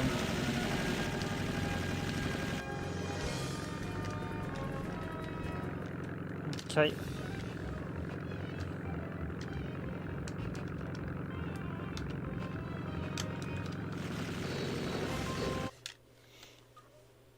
I'm just going to restart because that plane didn't let me double bomb, so let's load.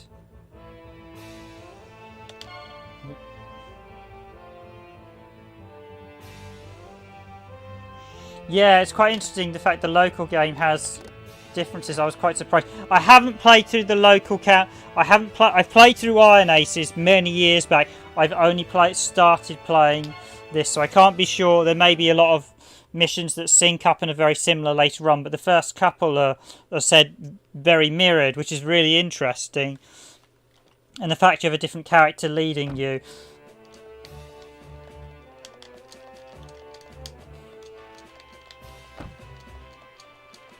And I could quickly stick on Iron Aces if anyone wants to see it, would like to see the alternative stuff.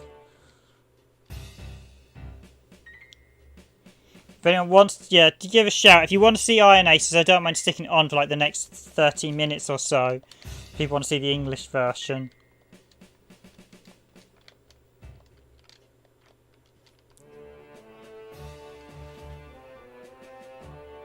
Or I can stick playing Imperial Hawk Fighter Zero to this stream and save Iron Aces for another day. I will do some Iron Aces videos as well. Actually, you know what? I could do a gameplay video of Iron Aces, couldn't I? I could do Iron Aces as a gameplay video this week. Put up a few, or maybe put it up next week. I noticed a couple times when we've done mirror streams, you've had the odd subscriber suddenly rush off the channel. But oh well, I expect a lot of them are those ones watching the Star Wars video.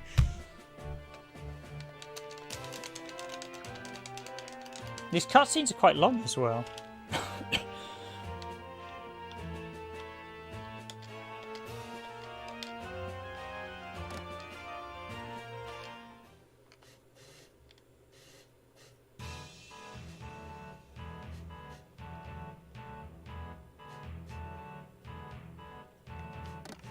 Yeah, this one you could...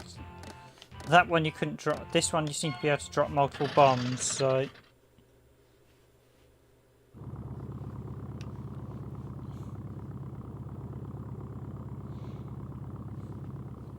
Yeah, it's a really interesting one. Normally, if they tend to do mirror campaigns, the game will include both. I know I think IL Sturmoff included multiple campaigns.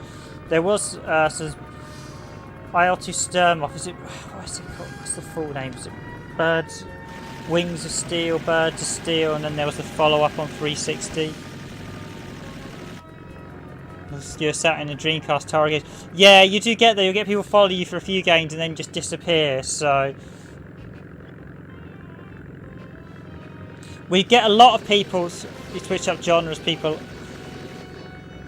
Yeah, I guess it's to be expected. Some people just want you to do one thing and like, no, that's the name of our channel, Randomised Gaming. IL2 Sturmoff, that's it, yes. It's got subtitles like Birds of Prey, IL2 Sturmoff, Birds of Prey, but it's a really good game. Yeah, no, I noticed that. We did a couple... Yeah, it got a follow-up. Yeah, we did the 360 one, and... we got the follow-up on 360 as well. Same dev as Birds of Steel, yeah, that's the one. That is actually the follow-up. Birds of Steel, that's the later game, Birds of Steel. Birds of Steel is quite obscure as well, so...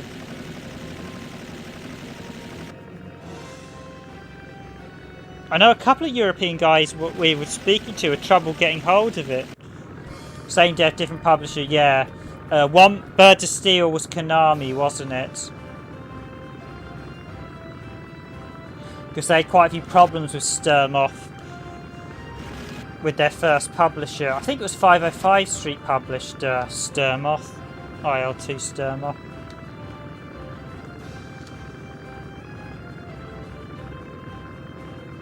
I'm going to actually come in quite low this time, so that way I've got... Although I can't be too... I think that's the gun turret. Oh, please get the gun. No.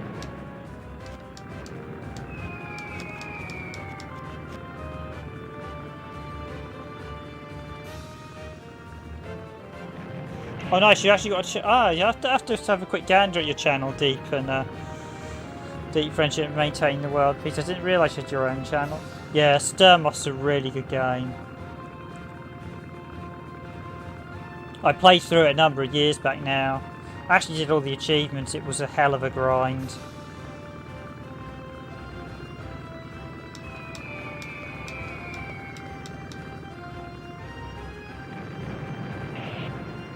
Oh, come on.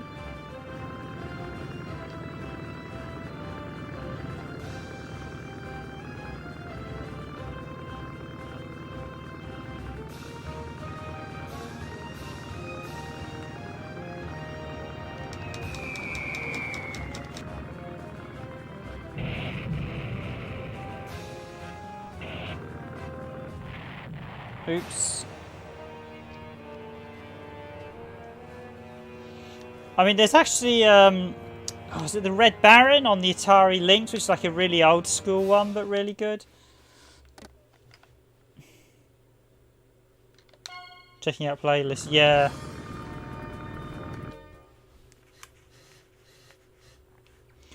Oh, you're just literally streaming what you play? Yeah, no, I don't actually stream what I play. If I streamed what I play, I'd largely be doing Warframe at the minute.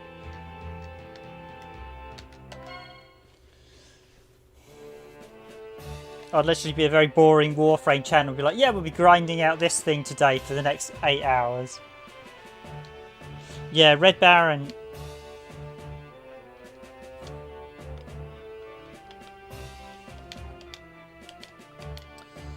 There's a classic one on the Amiga as well. Oh, what was the iconic... There's stuff like Wings of Prey or something. What's the Amiga?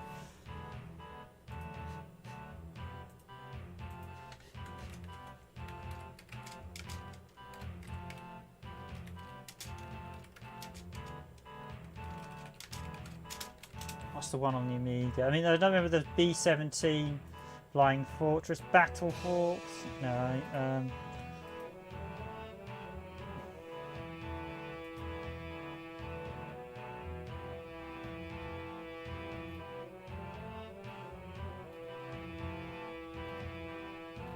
Aces of the Sky. There was actually a really good Snoopy game, the Red Baron, yeah.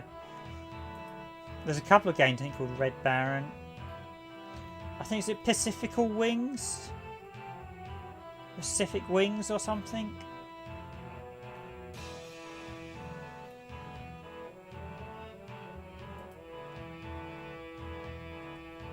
Lots of them are normally called like Aces or Wings in the title, so... I touched Dutch. Yeah, oddly enough, Nico, there's actually... so we did Snoopy's Flying Aces many years back. There's actually a that was actually a sequel to one on the PS2, I think called Snoopy and the Red Baron or something, and that's actually a really good shooter by the looks of it. I keep meaning to try and get hold of a copy. I have a suspicion that was a North American only release as well. Okay, this... Yeah, this one does actually look pretty good. They actually use this engine for quite a lot of the later games, so it does look a little bit dated on Gamecube, but for this I think it's pretty good.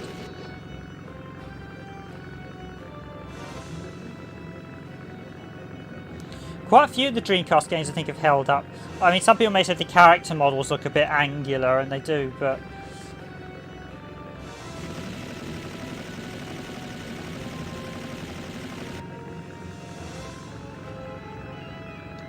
Literally saying, yeah, I need to get hold of a copy of Snoopy and the Red Baron, because that looked quite a nice title. Snoopy's Flying Aces was really good on the Xbox 360. And I still have a copy. We actually did a video on the channel. It got delisted many years ago. We actually get quite a lot of viewers on that one. People are like, oh, have you got the download for it? It's like, no, we bought it. I'm not going to give you links to a download.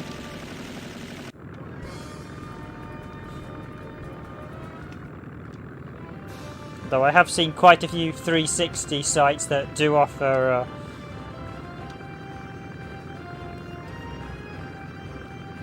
many of those titles that are no longer available, should we say now. In fact, you can still download and play trials, but you can't get the full games. And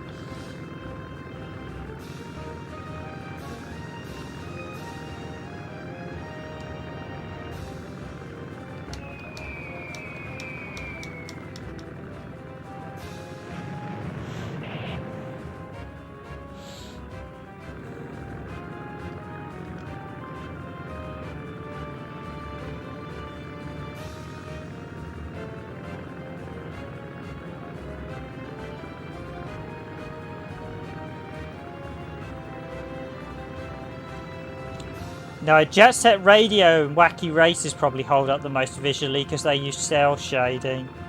As does Super Magnetic Neo, that was stylized as well.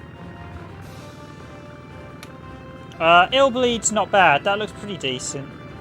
Grandia 2 holds up, yeah, Grandia 2 again, they stylized that well. Skies of Arcadia is still pretty good as well. But yeah, Res still looks stunning when we streamed it the other night as well, it is still...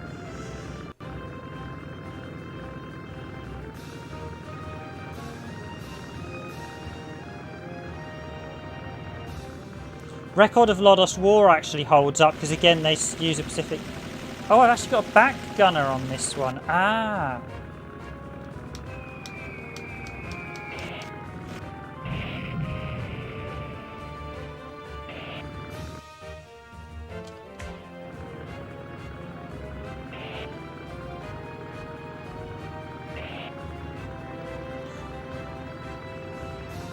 No, I don't think... I posted the list earlier of Marionette games. I think you might be talking about the game Nico mentioned on Wii, which sounds quite interesting. As far as I'm aware, the Marionettes did not do a game on Wii, but they did do them on PS2, PSP, Gamecube. Oh, I just missed out on that. Yeah, Grandia 3 is quite interesting, but that just wasn't quite as good. Grandia is a series that I think got worse with every installment. I really enjoyed the first game. I should finish the... I've not done Grandia Extreme, and I should get round to doing them. I'm currently trying to play through very slowly Gate to El Dorado.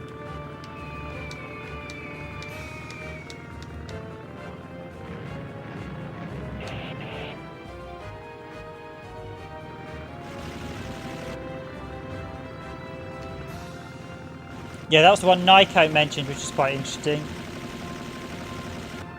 I'll have to look that up myself.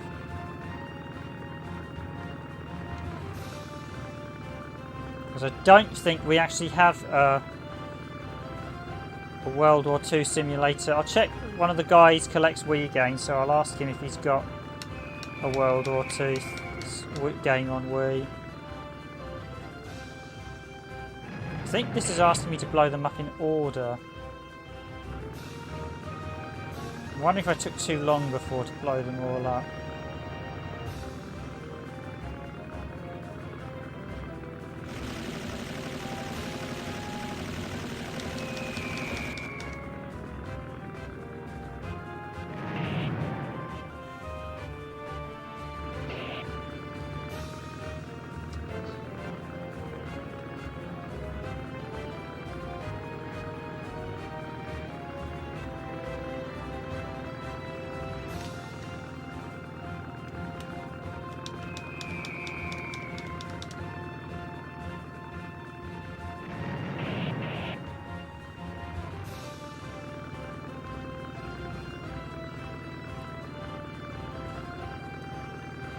I mean, there are quite a few bad sort of old school flight simulate combat games. There definitely seem to be one of the genres that often gets a lot of bad developers or just make cheap titles, but there are some really good ones as well.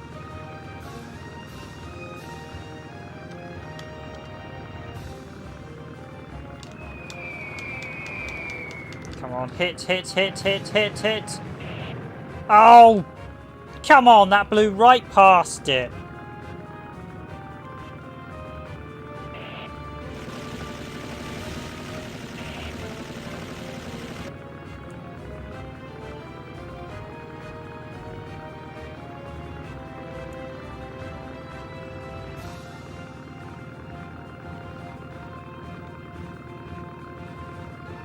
Okay, cheers for the heads up on that one, Nico. Yeah, streaming games that are copyrighted, you have to be a bit careful of. Although, to be honest, I am tempting a bit fate here. I haven't actually checked any of the music out on this one, so I'll find out in the morning.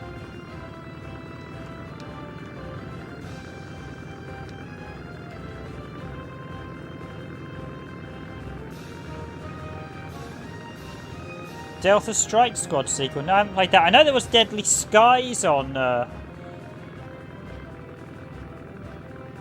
Deadly Skies is a weird one because the first one was released... Konami series. The first one, I think, was released on Dreamcast. The second one was released on Xbox. And the third one was released on PS2. It's like the worst possible thing you could ever do for the franchise. Just release it on 3 separate consoles in the hope people buy it on one of them.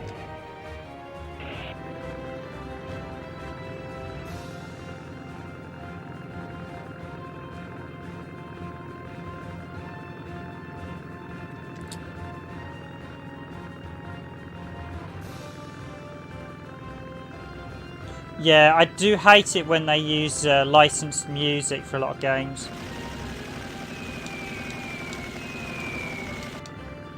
So I can hit... No, I'm miles off. I'm too high. Not having much luck with this bombing run. I'm going to slow it up, actually. I'm probably going too fast. Tempting fate.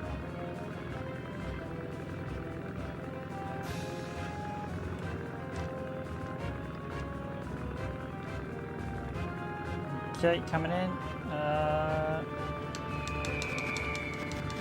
Come on, come on.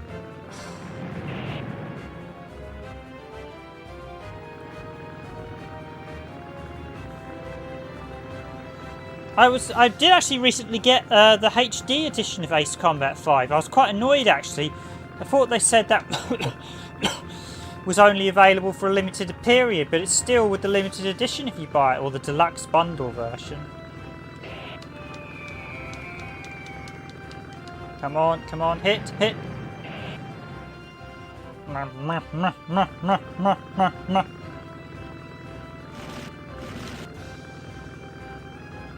trying to hit the target. I'm really not having much luck on this run.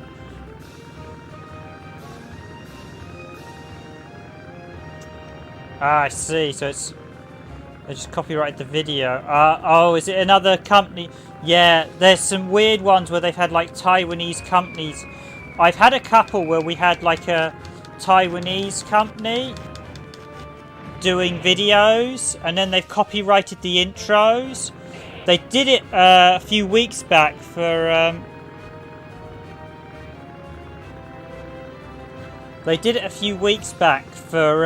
Zelda Breath of the Wild. Basically, you get like Taiwan TV companies copyright their shows, but often their shows will include like the introductions to video games. And they did it a few weeks. They did it for one of the Namco games, one of the Tekkens, and they did it for Zelda Breath of the Wild the other week. And that got pulled within days. I noticed that copyright claim. Literally, it was up and then it got taken down. Obviously, because Nintendo were like, "What are you doing? What are you doing? You don't own this content. Don't claim you do." That the Nintendo one was like the fastest takedown I'd ever seen of a fake copyright claim, or an incorrect one.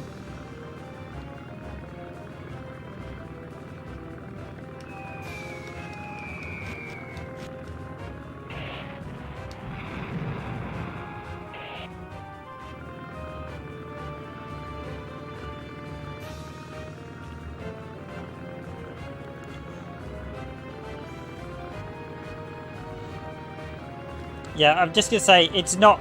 Taiwan TV is not cancer. I appreciate what the sentiment you're trying to say, but yeah, cancer is. I wish people wouldn't use cancer in that type of flippant language. But yeah, I know what you mean. It's badly done. Taiwan TV should be told not to do it. It's the main channel as well.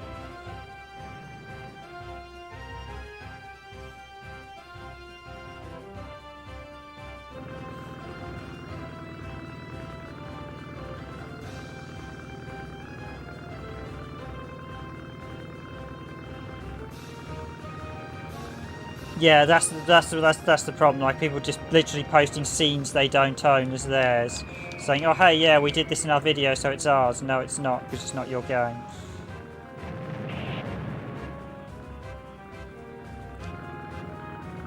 It's also why I can't actually claim copyright.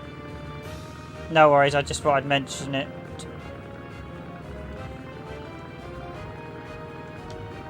I appreciate people do, a lot of kids do use that term that way, but having had members who've had cancer in my own family, and a lot of people I know have suffered it.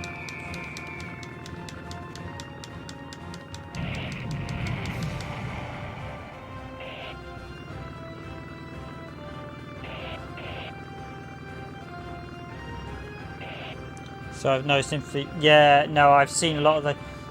I don't think that. I mean, I've had quite a few spam channels make false claims against ours as videos as well. But the thing, and it does annoy me because a lot of them. I mean, we have had a few genuine content ID claims from various people, and you have to accept them. But and you do have to bear in mind we don't own the footage we are showing because it's another developer. Oh, I've taken too long again, haven't I? Okay, obviously there's a mission timeout.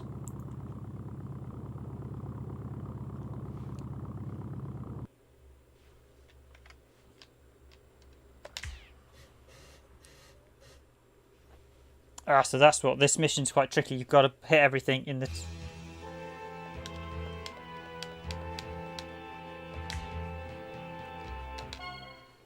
Okay, so I've got to hit everything in. Okay, this is annoying. I've got to hit everything in a set time.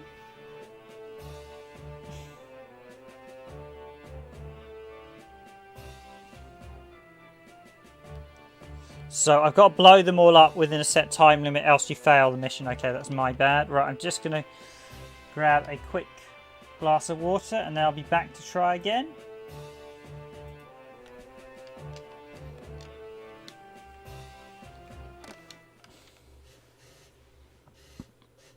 So I need to start maximising my bombing runs.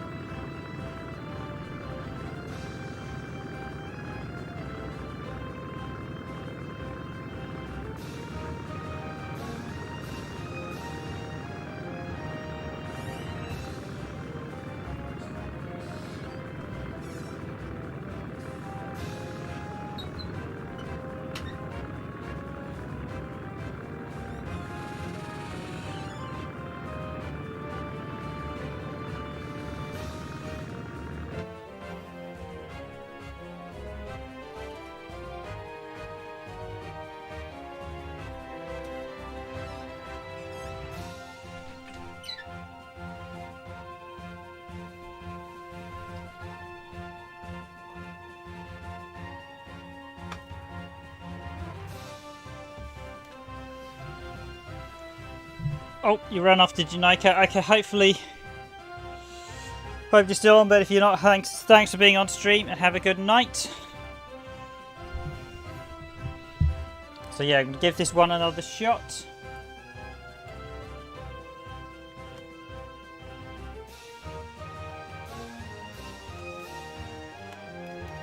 Make my dog...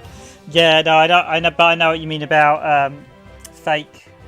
The amount of dodgy claims we've had from companies as well that I researched. I found a few genuine ones, but I've also had quite a few where I've been unable to trace them back to the original developers, artists or audio recorders, and found they are from fraudulent companies. Either companies making bad sense or companies committing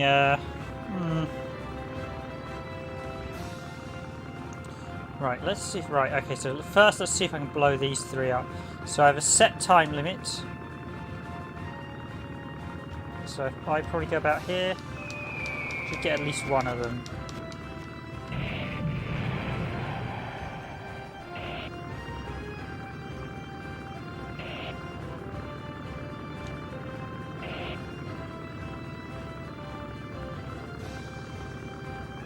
Ah, I know what's happened. I've run out of fuel. That's why I failed these missions. Being a bit of a... You do have a set amount of fuel.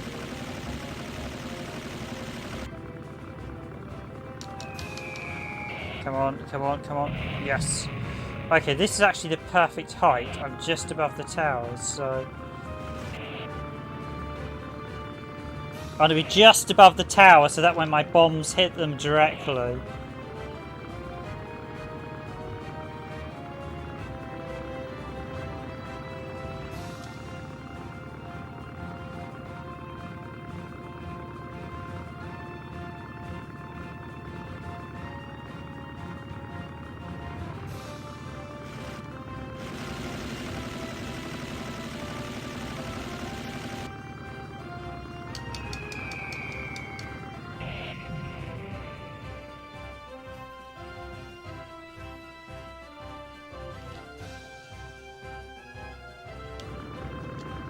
Okay, that's good. We're halfway. I haven't spent too much.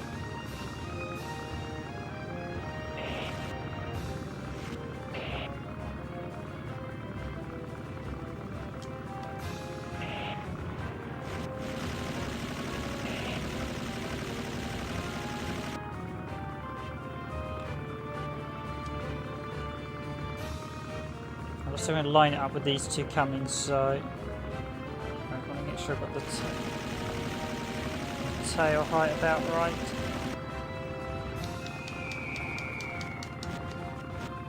Ah, just missed out. Want to avoid runs like that, seeing as we've taken so long before. So I've...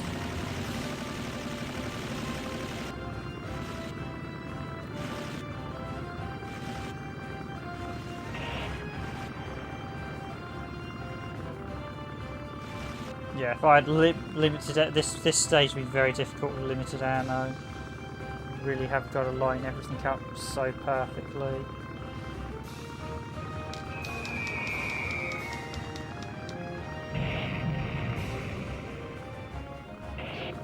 Oh, took a hit there. Honestly, your health is probably the thing that's not well displayed.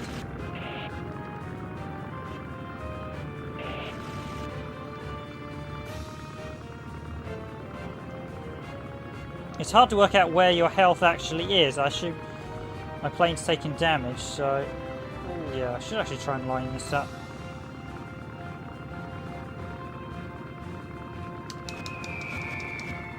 And it's just going to miss, yeah.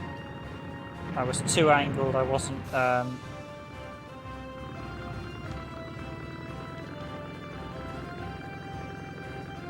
a chance to turn around quickly.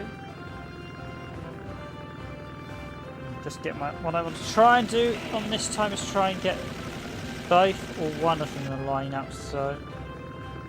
So, yep, my yawn. Bring it low.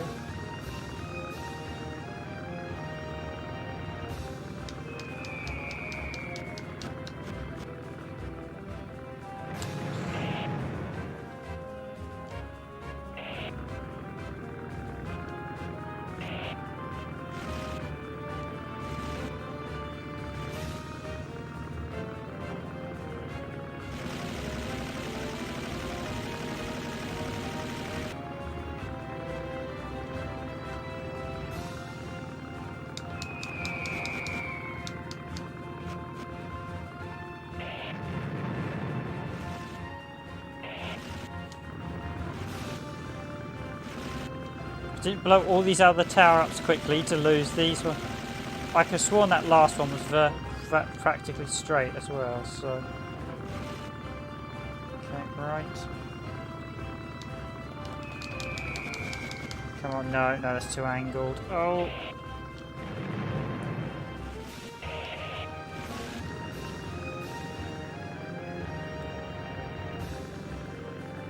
I think I spent more runs on these two now than I did the rest of them, so at least this is better, but yeah, I need to get this right.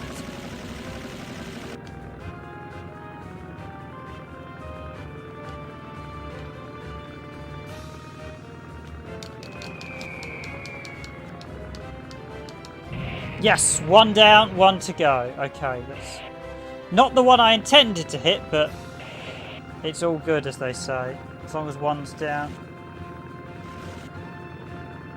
It's just skimming over the head of it.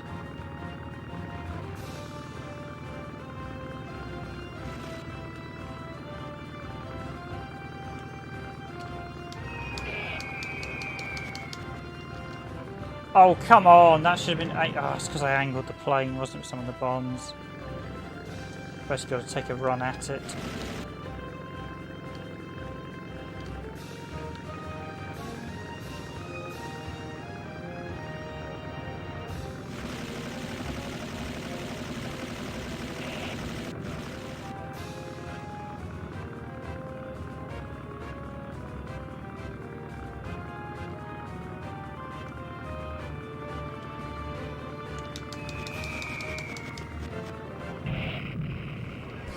Huzzah! Finally!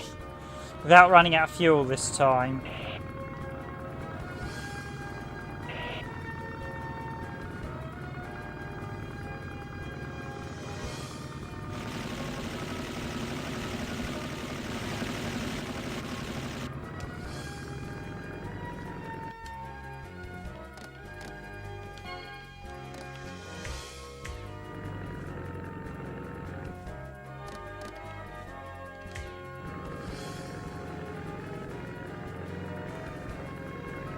Don't tell I've got to blow up the towers at the other side.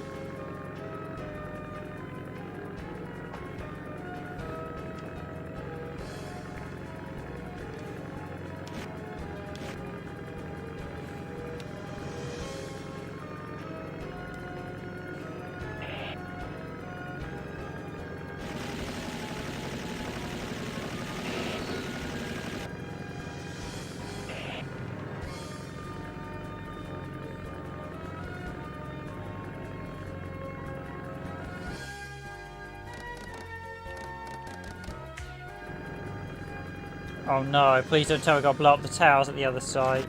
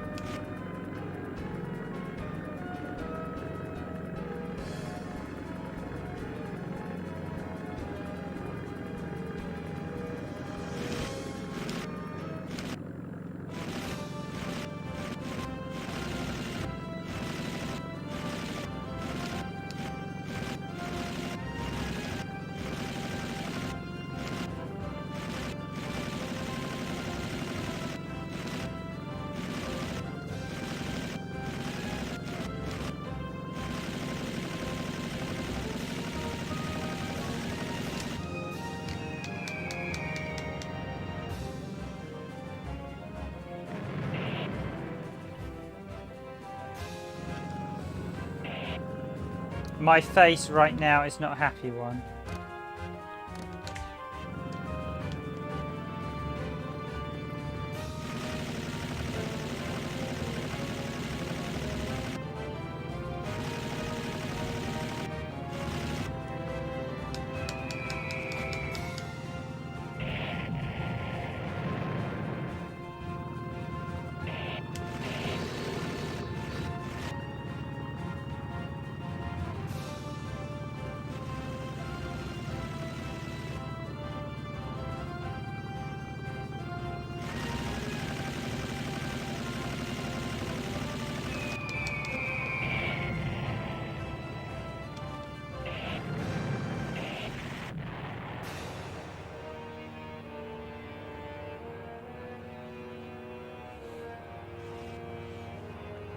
Profound sadness. Oh wow, that's actually quite a long mission. No, we don't watch the replay.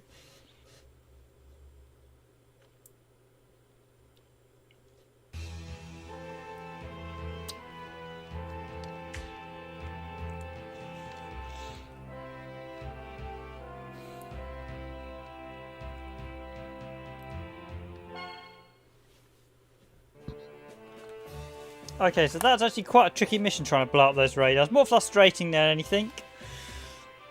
Getting used to the bombing runs is actually probably a little bit easier using that first person view, just literally diving in so you can cut across the top of the radar towers.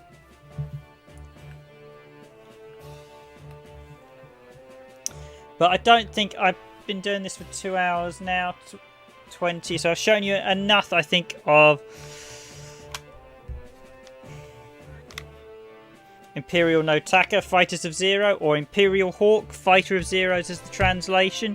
I'm going to actually leave it there, so thank you all for watching this randomised gaming video. As always, if you enjoy our content, please do consider hitting that like button. It is very much appreciated. Thank you to everyone who's been on stream, so thank you to Nico, or Nicodium R. Thank you to Deepen Friendship and Maintain the World Peace for staying with me all this time. Thank you to some British bloke for stopping by. Thank you to Dubs for stopping by. Thank you for X-Gaming X765. I'll say your name correctly there. Thank you again, X-Gaming, for stopping by. And thank you to KMSDC Retro Arcades for stopping by. So, thank you. Please do hit that like button if you enjoyed the stream. I think obviously still got people on stream, but I'm going to wrap it up here seeing as I've failed that mission steadily. So, cool. Yep. Oh, thank you very much. You're still here, Deep in Friendship and Maintain the Peace. Yeah, I think I'll give it a break now, seeing as although the stats on YouTube are rubbish at the minute, but I think I'll give it a break now, seeing as I don't really want to repeat that mission again, seeing as that one's quite tricky. That one's slightly annoying. Probably should go for the first person view as well. But I'm going to wrap it up here. Thank you all for watching, everyone. I will be back tomorrow streaming something else on Dreamcast. I'm not quite sure what. I think I'll see what we've got, and I'll stream. I'm tempted to stream Dynamite Cop this week at some point, so I'll definitely do that. And then we will have some. I will get a Rush Rally Racing video out. I might do a gameplay video on Iron Ace showing the first couple of missions, because seeing as they're actually different, doing them maybe at the weekend to show off the. Oh, hi 8-bit SNK boy. You've been stealthing away, have you?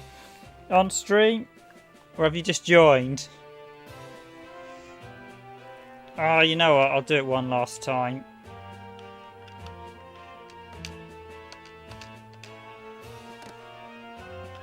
Try to work out if 8-bit SNK was just joined or is leaving, but I might give a quick shot, see if I can. Seeing as the actual first person mode seems slightly easier for dropping the bombs on the top. Seeing as you can get really close in there.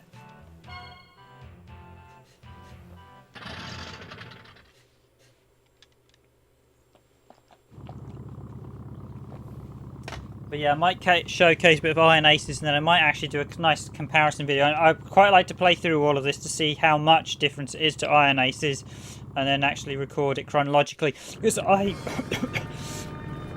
previously, when I checked this, I could find next to nothing on this on most of the internet channels, so it was a bit annoying actually trying to find out how much difference was between Imperial Hawks, Fighter of Zero and Iron Aces, and it was only when I finally got a chance to look you thought, oh hang on, this is all quite a bit different. Okay, this cutscene's slightly annoying now because this ranks in the unskippable.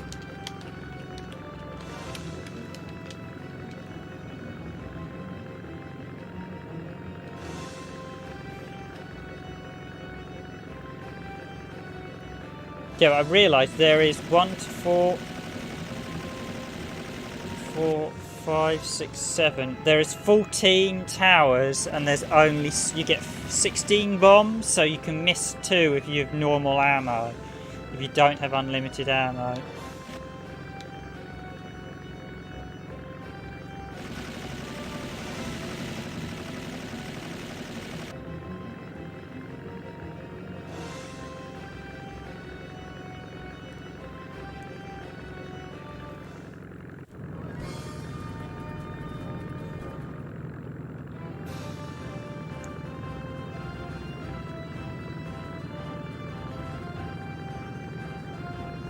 I'm going to line this up so I can hit these things straight. So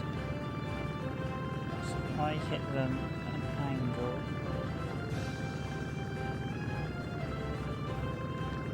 So if I can hit them straight, it means...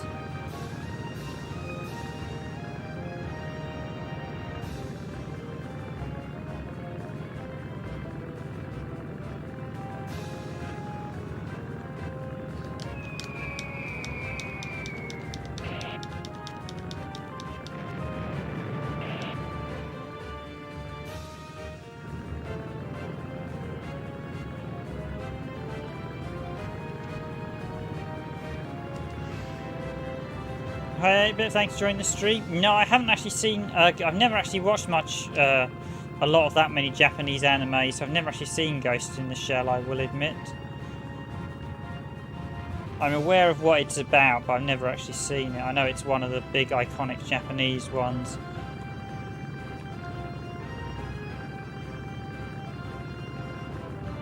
Okay, right, here we go. Let's line this one up.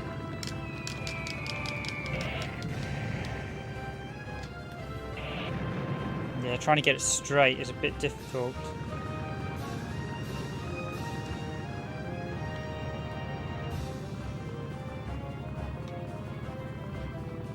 Yes, as I was explaining earlier on stream, this is basically the Japanese version of Iron Aces, except it's actually a separate campaign to the one you get in Iron Aces. Come on, come on, come on. Break to the side when dropping, yeah.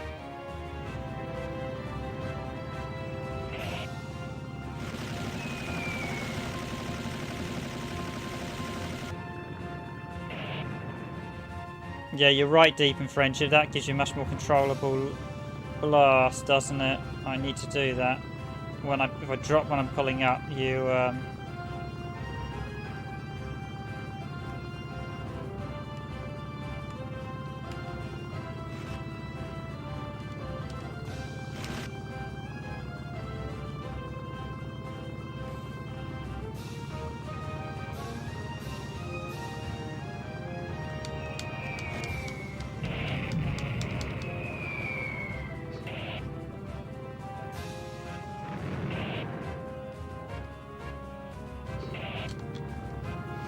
And what I learnt today was that the Japanese campaign to Iron Aces is this is the Japanese version of Iron Aces, or Imperial Hawk Fighter of Zeros, which is technically part of the series.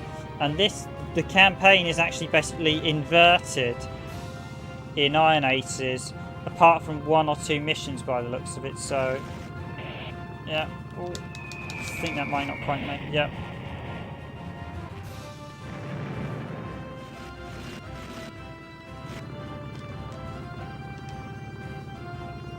Really want to deal with those fighters attacking me. The problem is time is of the essence in this one, so yeah. Oh, no. This is the... no, I think I'm probably gonna miss just about, yeah.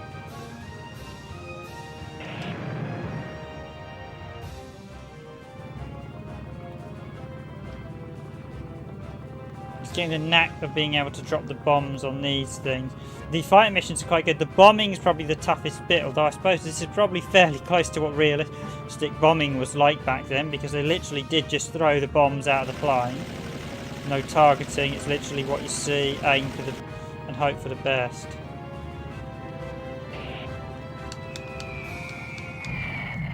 Oh.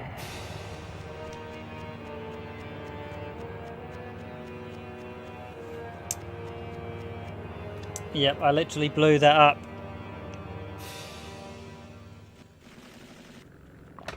Yeah, and the campaign is quite a bit... The campaign is basically the inverse. So, in the early missions in Iron Aces, you're defending Triton Island. In this, you're attacking Triton Island. So, yeah, it's quite...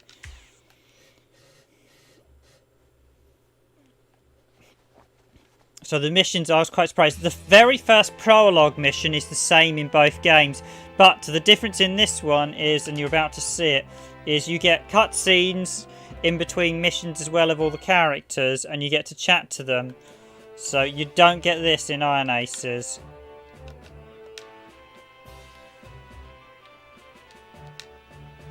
You do get to chat to your commander, but that's it. You don't get the other characters. And your commander is an American in Iron Aces, whereas here we have all sort of Japanese and German characters based on the opposing fractions of the war, which is an interesting thing to do it.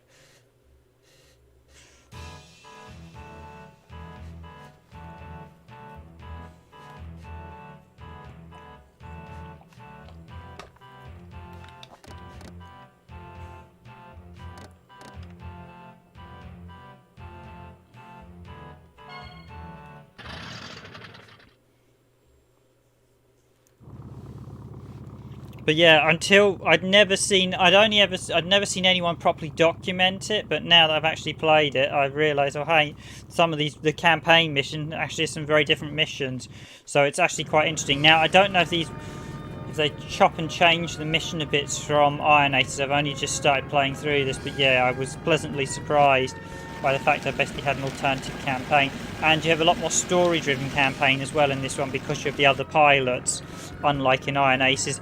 And Iron Aces itself is part of the Zero Fighter series. So this is Imperial Hawk Fighter of Zero. And there's also the Zero Pilots. The first game was on PS1. So there's quite a selection. And oh, this unskippable cutscene.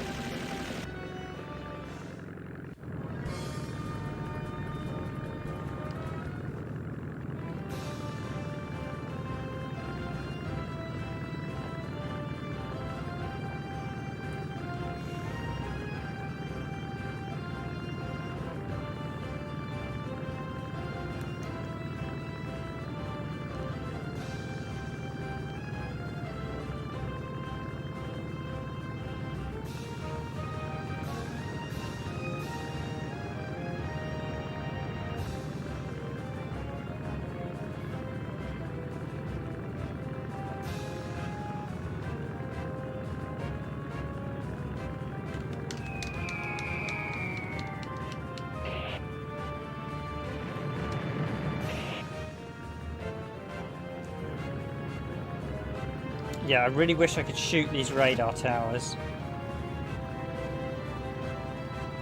The thing is, if you blew the ground up around it, they should start to fall down and things as well. Okay, let's go. Let's try and aim for this one. Oh, yeah, yes.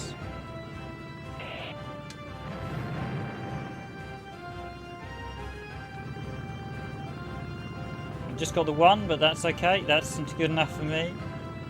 No much luck doing these, so let's try. I'm definitely doing better in this view though. So yeah, pitch down.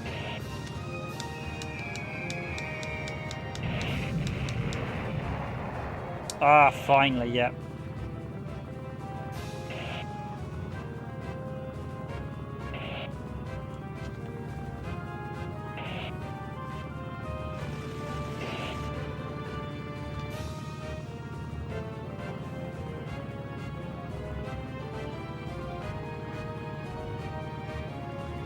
Yeah, I should do. I am leaving it a bit close.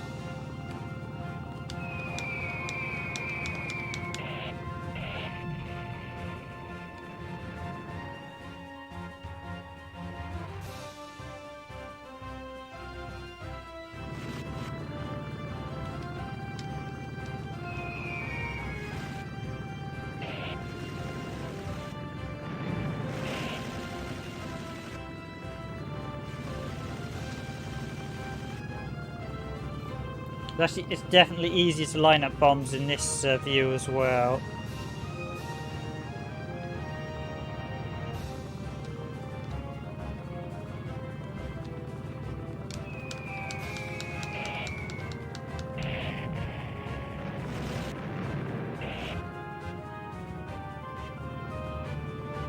Okay, I think now I'm beginning to get the hang of it a bit.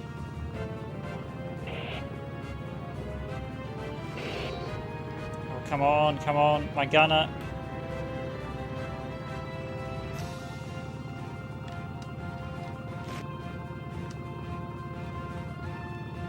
I was hoping to try and get... No, I'm not going to get... I'm just going to aim for one.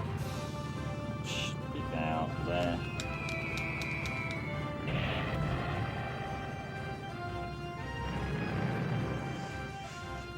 Yeah, we've noticed this the past few days. I'm going to contact YouTube support.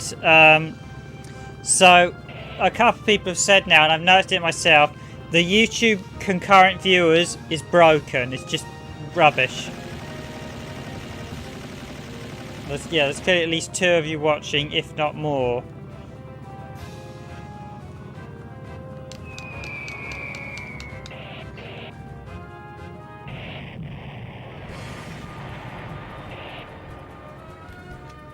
Okay, huzzah! I still...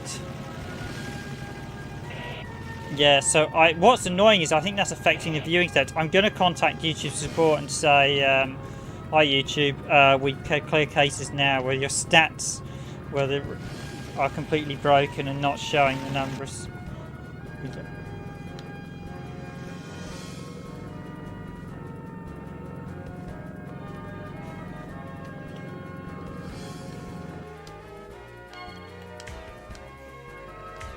Yeah, so... Yep, I've now got to survive the other gun turrets, but let's see if we can get it this time. But yeah, the stats on YouTube are balked, and I need to follow up with YouTube. Because I'm seeing that now, where it's saying we've got 2, 3...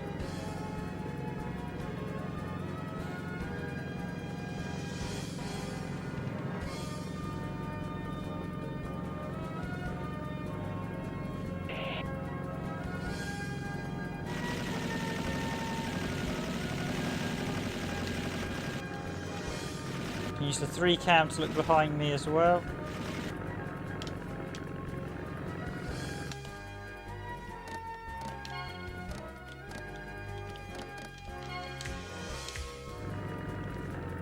That guy's annoying me so much I really want to take him out.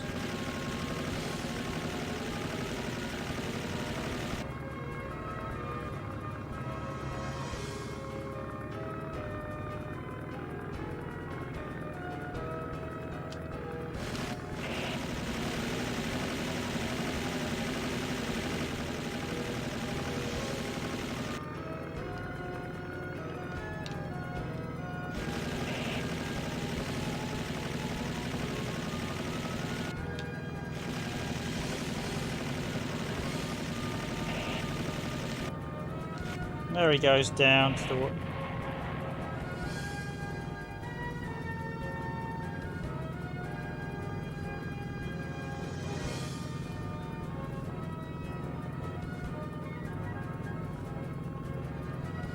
Yeah, if you've not played the first one, I recommend playing Iron Aces 3 first. If you like that, then grab the Japanese one. The reason I suggest getting Iron Aces first over this one is just because the menus are the same in English, so if you play Iron Aces you'll get familiar with the controls and everything in English.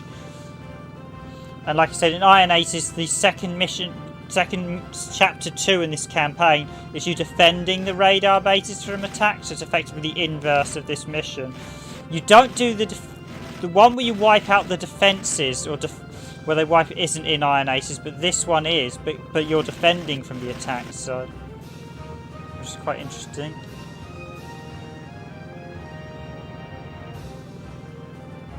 Probably about there, I reckon.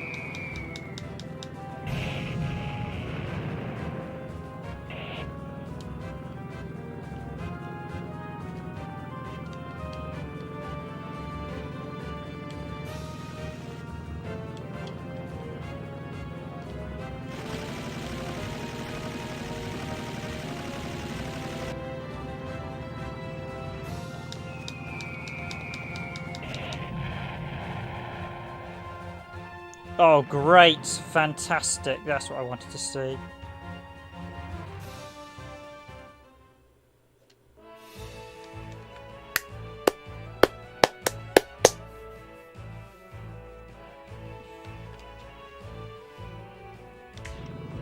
going to tempt fate a bit, seeing as I'm so annoyed with the rest of that, by just trying to take out a bit more of the base. Hopefully I won't get bumped off along the way. Just keep an eye out on my health.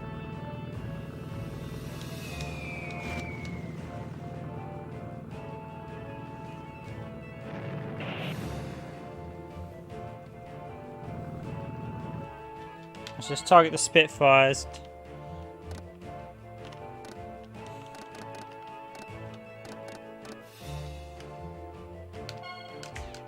How much fuel have I got left? I've got a little, enough to deal with one or two of the Spitfires.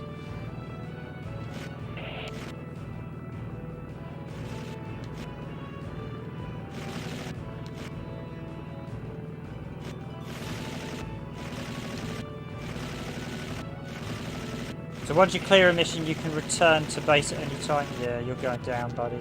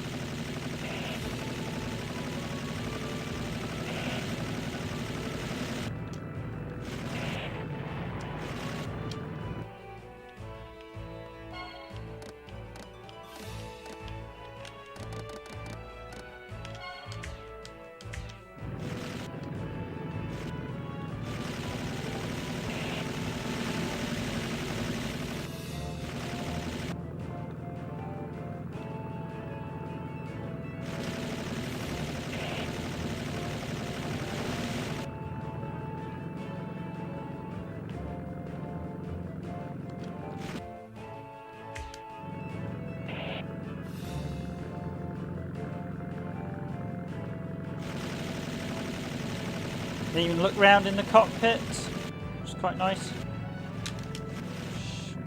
Shoot. Oh, I think my tail gunner just got one.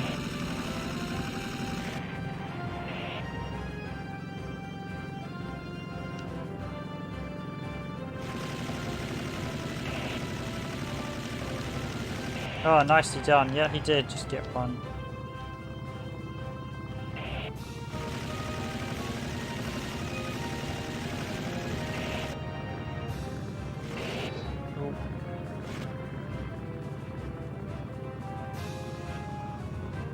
I think I'm nearly out of fuel, so I need to finish in a sec.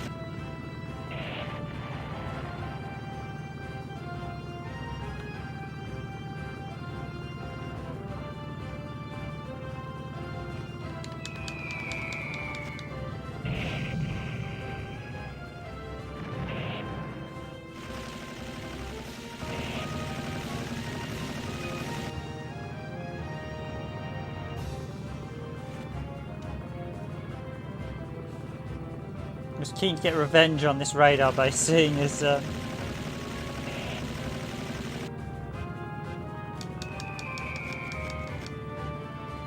just out. I think we're nearly out of fuel, so I'm going to head back to base. Yes, we beat that mission. Okay, I'll do the next one then.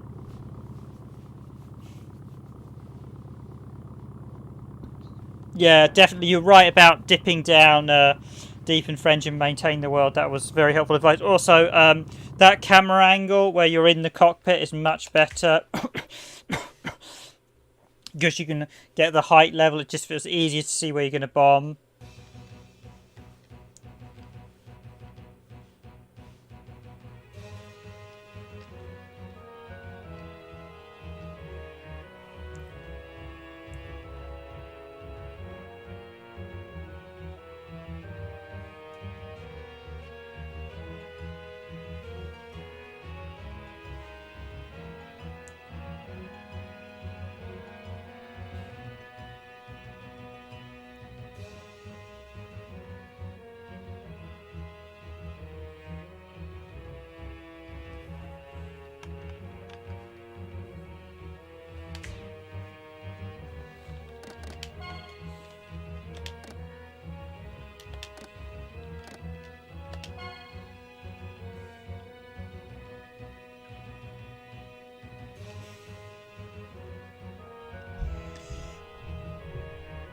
I'm not sure if they ever did go up against Spitfires. Maybe in the sort of Panama, the sort of whole, not Panama, basically the South Japanese islands where the American carriers were. The Battle of Midway, things like that. There are definitely different planes between this and Iron Aces.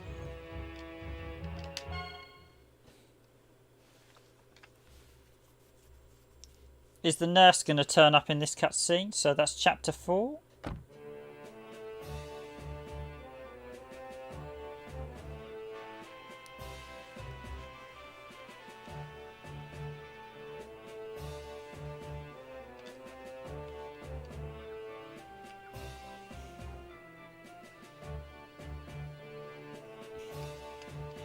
Yeah, sadly, I can't tell you exactly. Yeah, no, don't ask me about my World War II knowledge is reasonable, but I can't tell you what Pacific model of plane went up against what Pacific ones and what point during the war.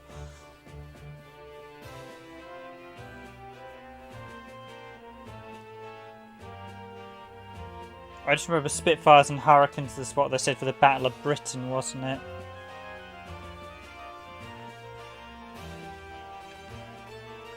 I think our character's been promoted.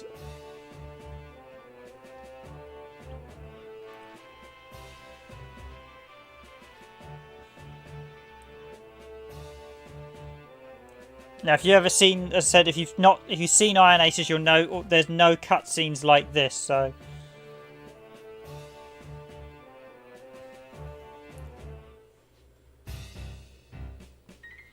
As I said, the second one you're defending, so what's this mission? I need to play through the original Iron Aces as well. I did the first couple of missions, so I don't know if this one is going to be an inverse of something. It may be different because I think you repel the attack.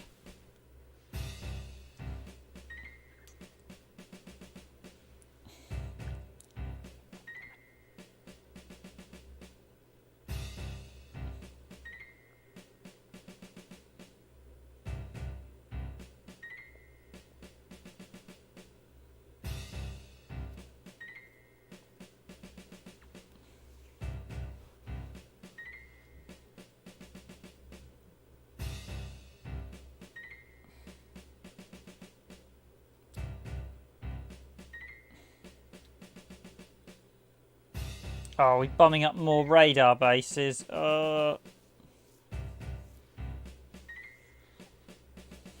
are we actually going to hit their main base?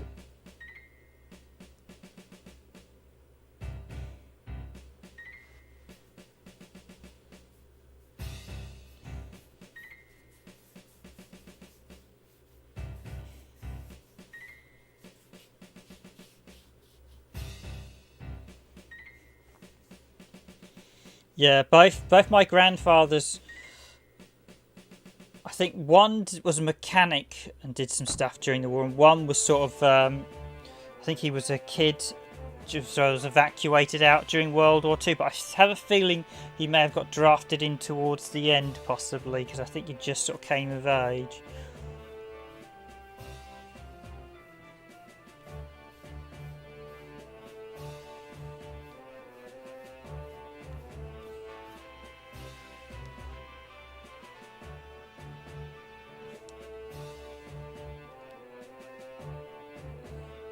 These cutscenes are quite nice, actually. I think they're all animated as well.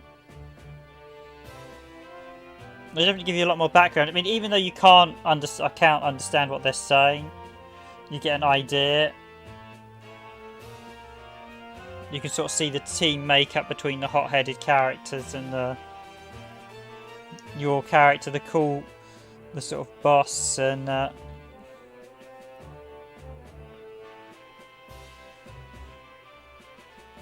I wish they'd done some stuff like this for Iron Aces rather than just cut it all out.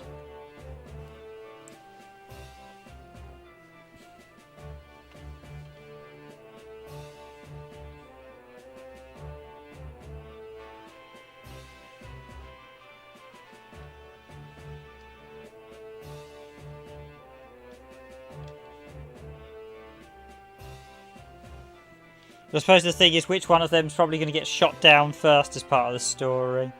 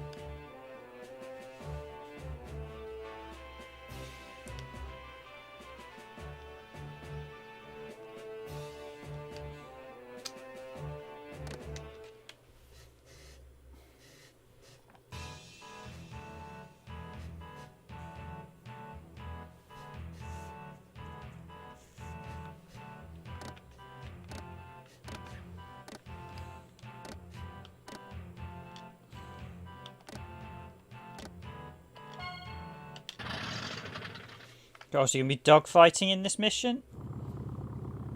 Oh, it's a night as well. It's been a long time to actually play through. I'm pretty sure I played through Iron Aces back when I got it originally. I just remember the last couple of missions being a bit sort of wrapped up pretty quickly and being a bit odd. There's one mission where you're racing down a canyon and none of it made sense.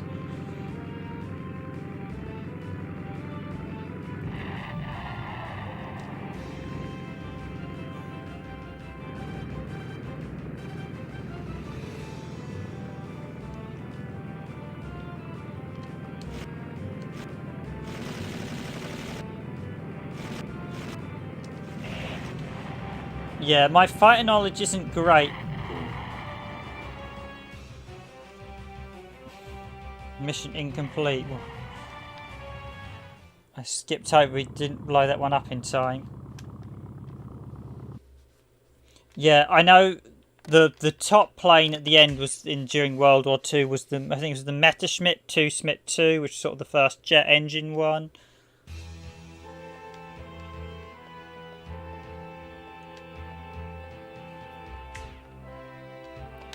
Refly that, which is sort of the German one, but that wasn't till late into the Second World War, so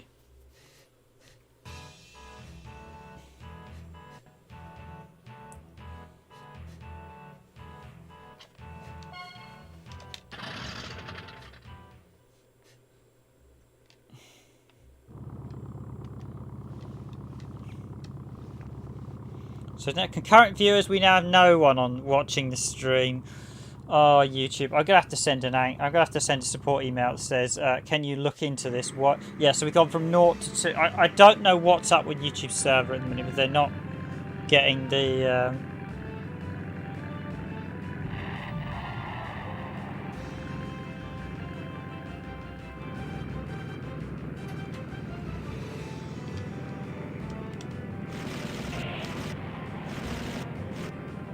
Got to get all the balloons before.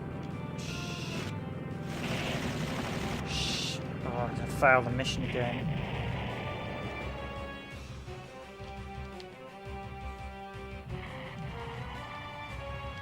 We've got to hit the balloons in really quick succession.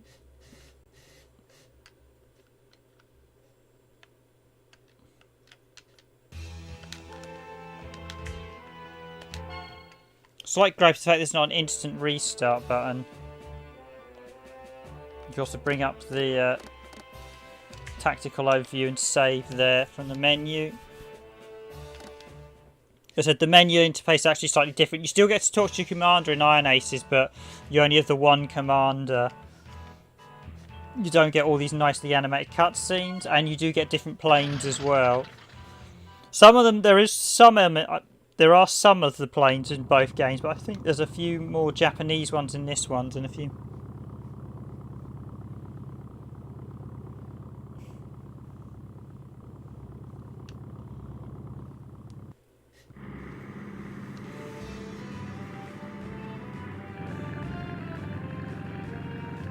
Yeah, I mean, I've seen a lot of documentaries on the Second World War. And I have spoken to veteran soldiers in the past, sort of, when I was younger, at some of the history stories, and yeah, they tell of a very brutal and bloody conflict that I wouldn't wish anyone to have to live through.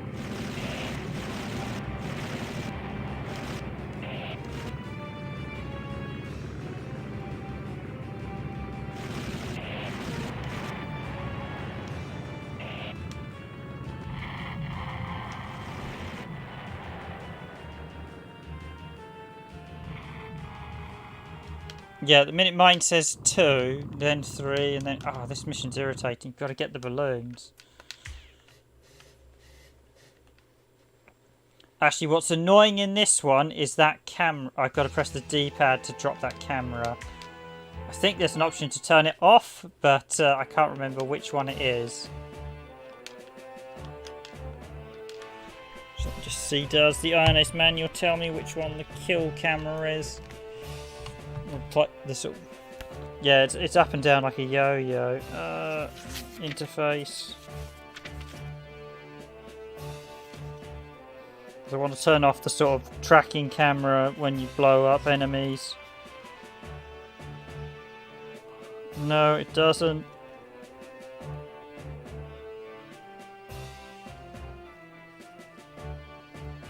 Now, some of these missions may be the same as Iron Aces, but some of them, as I said, some of the campaign missions I discovered this morning were...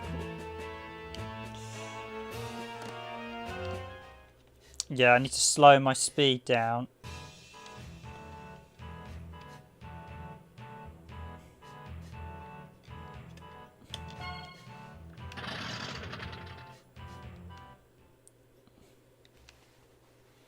I was surprised how many games are actually in this series when I looked up at it. There's...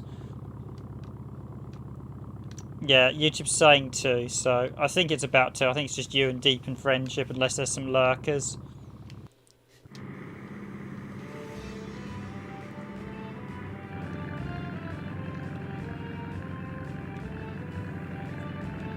I'll probably do a video of Iron Aces, just to show you the missions in...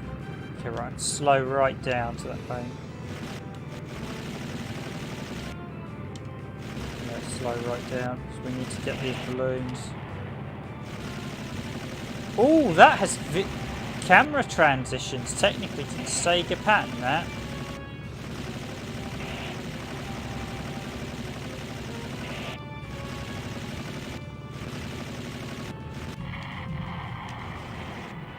Oh, you are kidding. Who flew into one?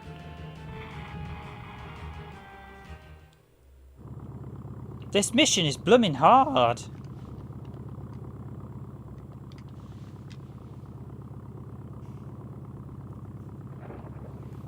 No worries, I thought I'd give it another shot, and seeing as I beat it, I thought I'd give it another go. Plus, I'm sure we'll get I expect we'll get a few Japanese viewers tomorrow, so Japan's just waking up around now, so... Sadly, I don't stream. I probably should try streaming in the morning with Japan.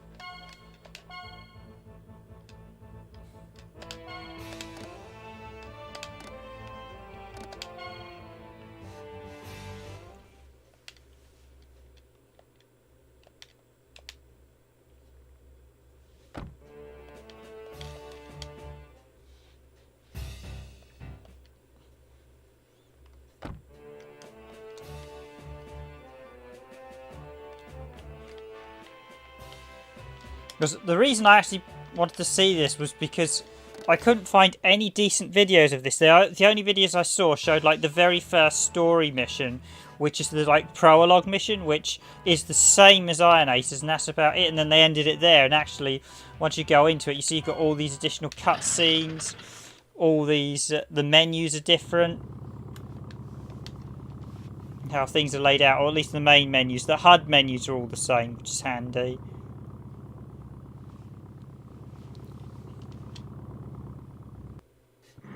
And it's quite a bit radically altered to Iron Aces.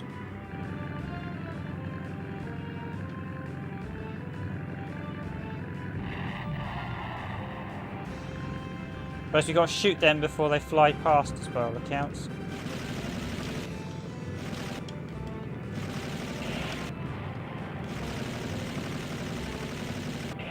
shit, that one there.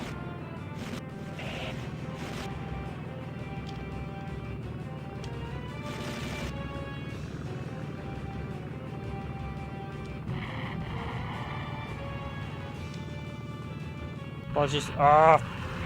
Apologies the mild language there, people. In case anyone's watching. Oh, this mission is brutal. You've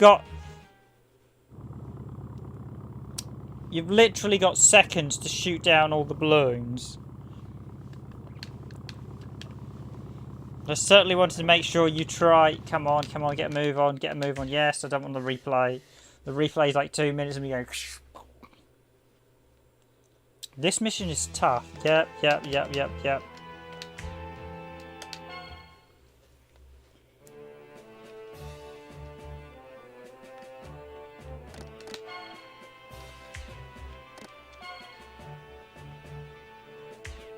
I'm not actually sure what this one is.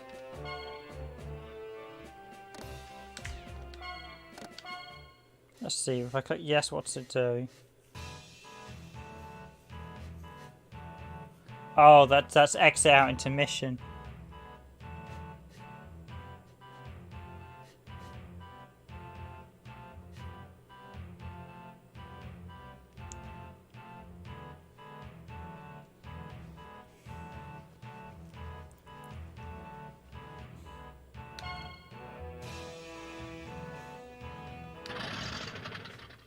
Yeah, I should probably consider doing earlier streams to grab the Japanese. If I wanted to get the Japanese, ideally streaming around 7 would be an ideal time, sort of. The ideal times around sort of 5 or 6 in the afternoon to get the Japanese. So that's early morning for America.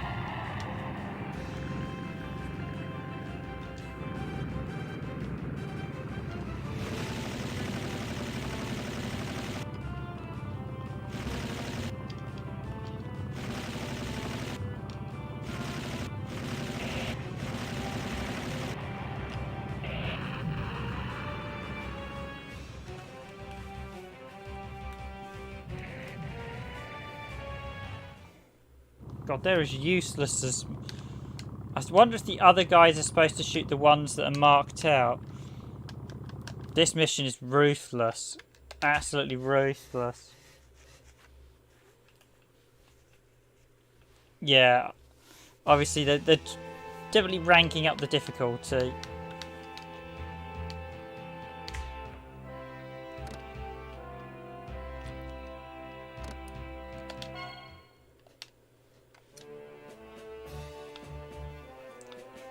Okay, right, I'll definitely finish in a sec, so... In fact, yeah, this will be my last shot, guys, and then I'm going to wrap it up.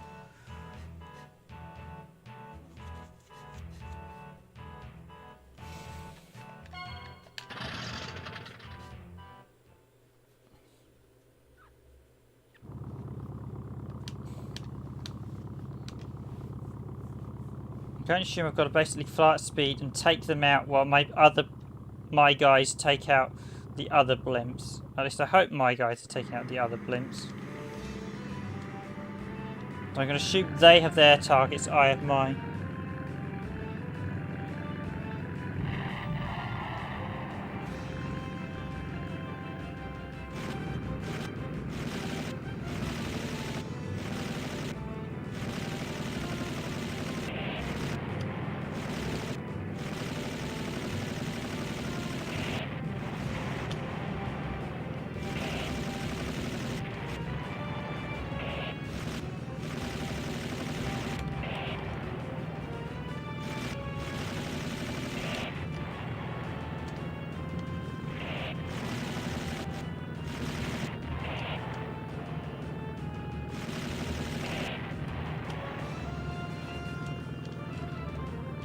No. Shit. Mother. Come on. Come on.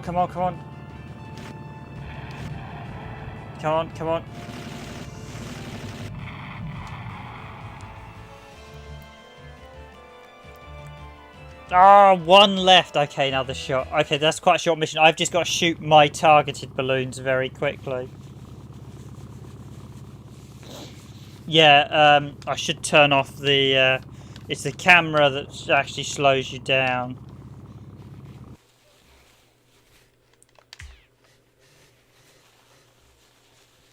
But I'm not sure what option turns it off. I don't want to fiddle. Right, one last shot. Came so close.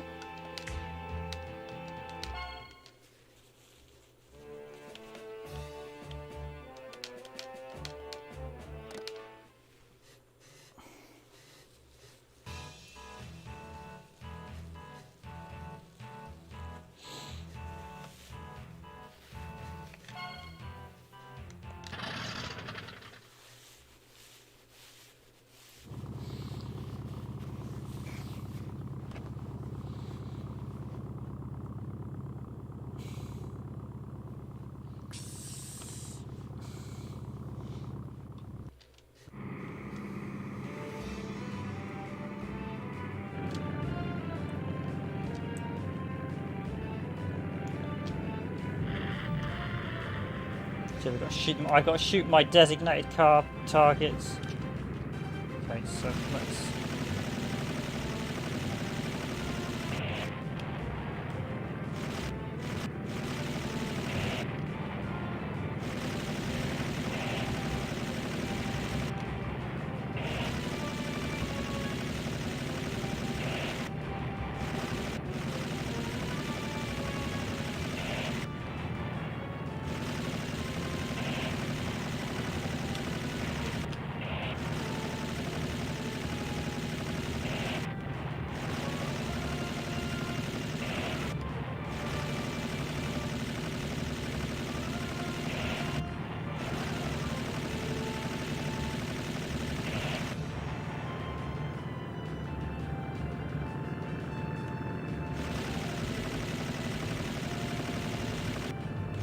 Oh yeah, Wing Arms is quite a nice arcade game, but yeah, you're right. It's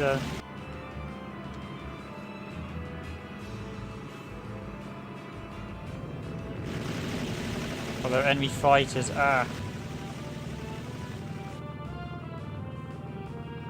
Spitfires inbound.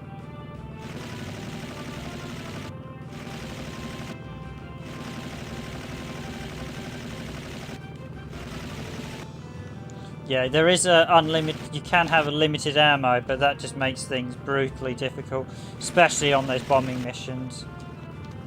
You have to close in on the fighters. I think it was one of my guys getting shot down.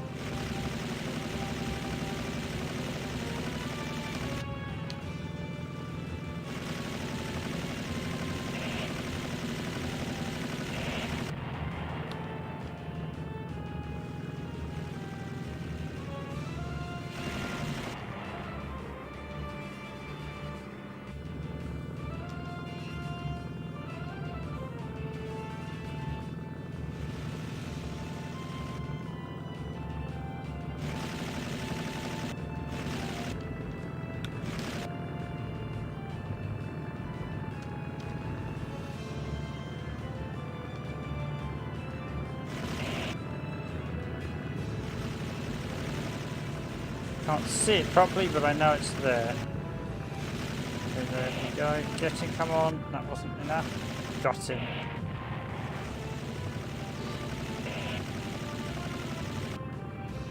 This game actually has 3D transition camera angles when the Sega still had the patent on them. That's quite interesting.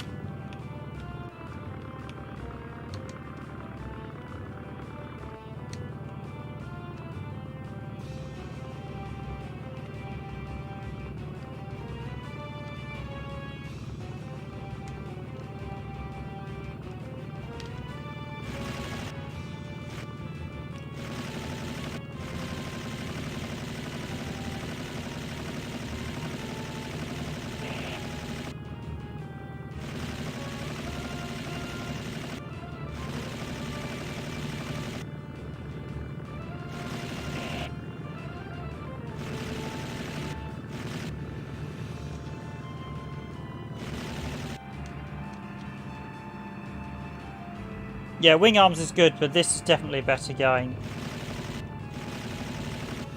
There was one on the Gamecube, there's 2 on the PS2, 1 on the PS1. PS1 one, as I mentioned to Nike, I'd heard actually had voice acting when I was watching some clips of it. This one, surprised, doesn't have voice acting, but obviously...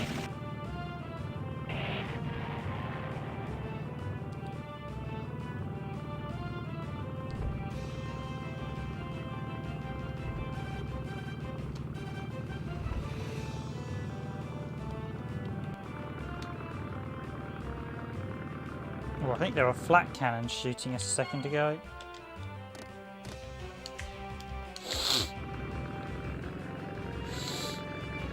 More Spitfires.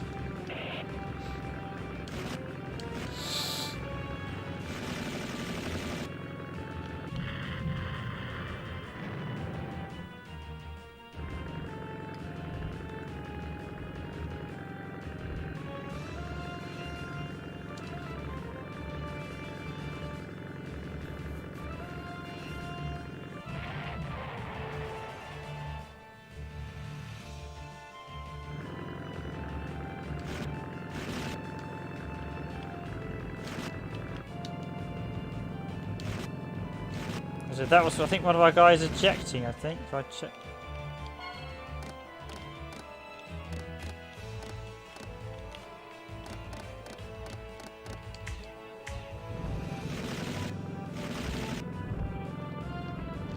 Yeah, I think that's flat cannon shooting us.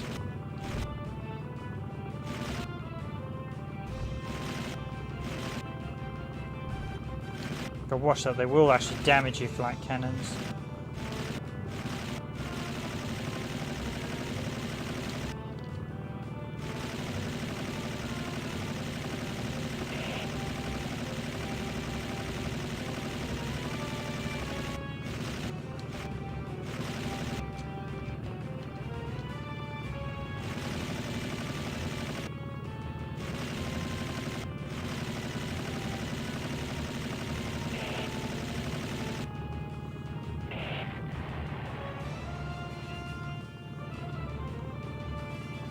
Okay, thank you for everyone hitting the like buttons. Very much appreciated on channel. My name is Random Gamer Ribbon, the editor of Randomised Gaming, and this is Randomised Gaming.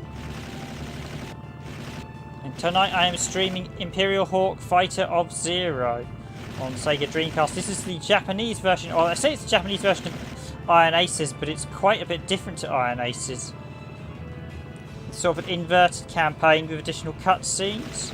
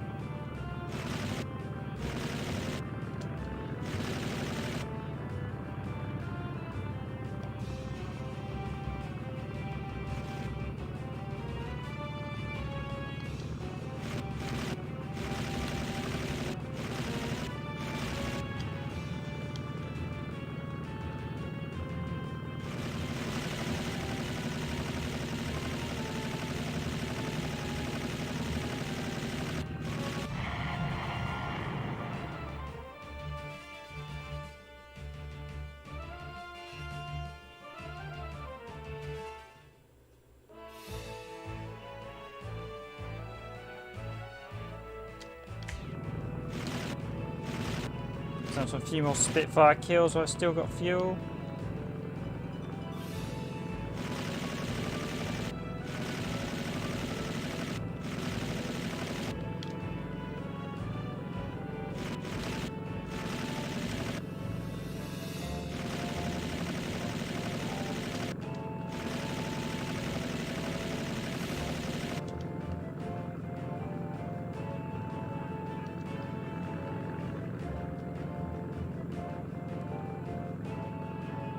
This mission was actually longer than I was expecting with the whole flat cannons at the start, and then we got to shoot down the...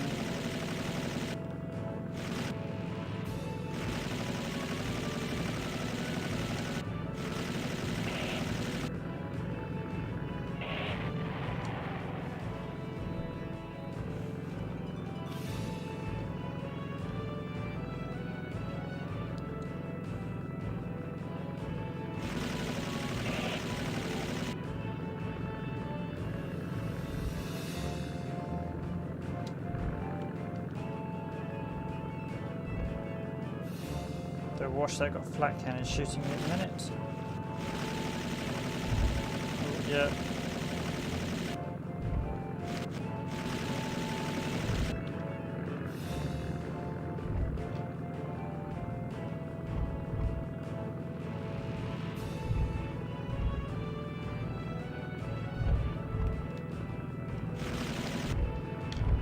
You've got to watch that. Flat cannons will actually... There's a couple of games where the flat cannons tore you to pieces. I'm not sure whether it's just for showing this, but they should actually damage your plane.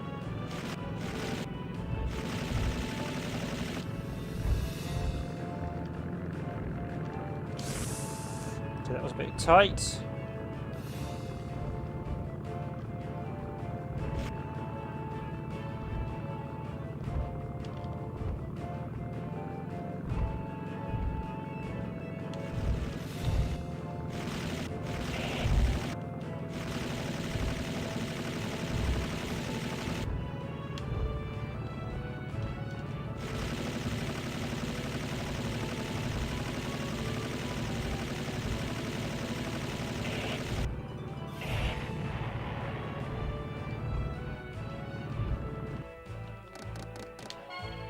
Return to base. Now, did we lose the other guy, or is he going to be back? Although, when we did the previous mission, there was only... I noticed the end sequence only had 3 of them.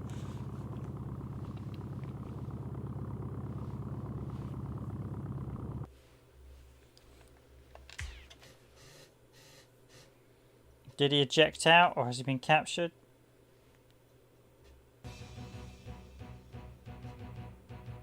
Are you going to do a rescue mission, or did he get blown up?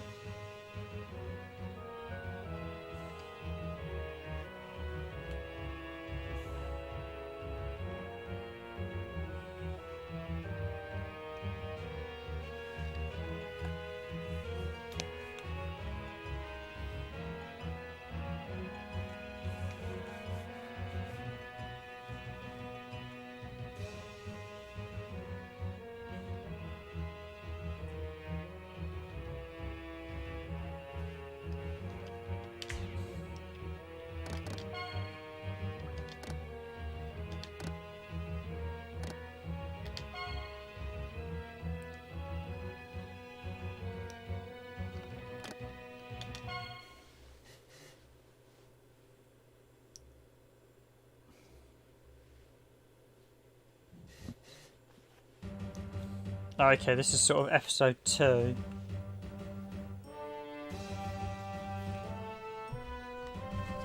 So maybe the other guy did get blown up, but it looks like he was saying...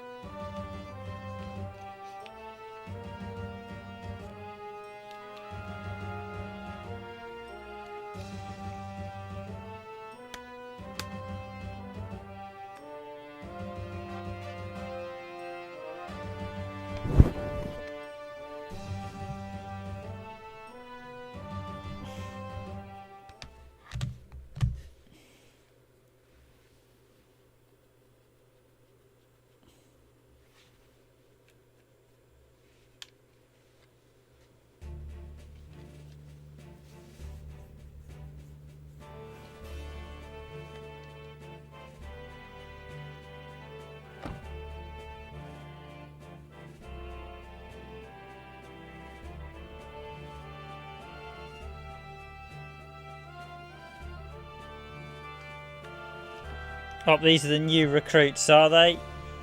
With a new commander, seeing as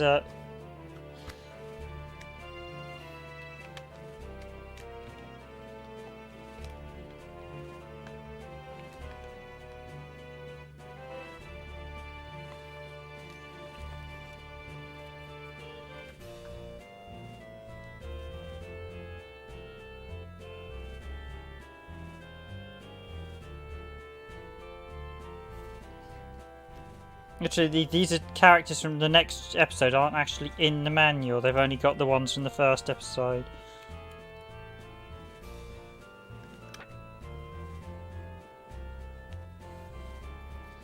So yeah, maybe the one who seemed a bit hesitant has been blown up. Alas.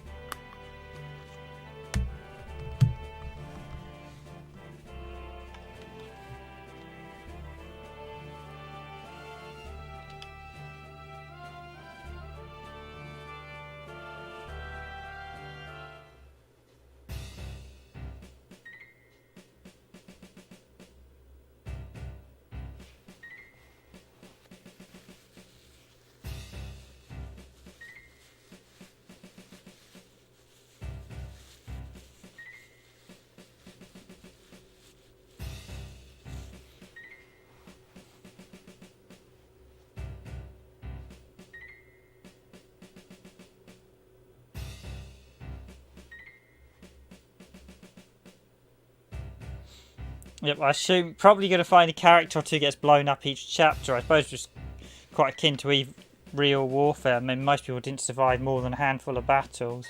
You had to have bloody good luck to survive if you were in constantly on the field, because your odds are not stacked against you.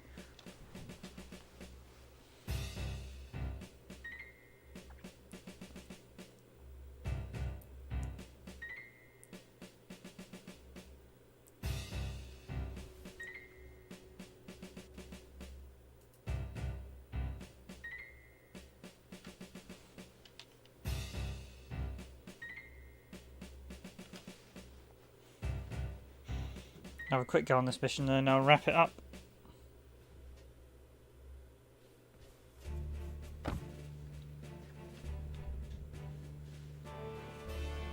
Oh, it's the nurse again.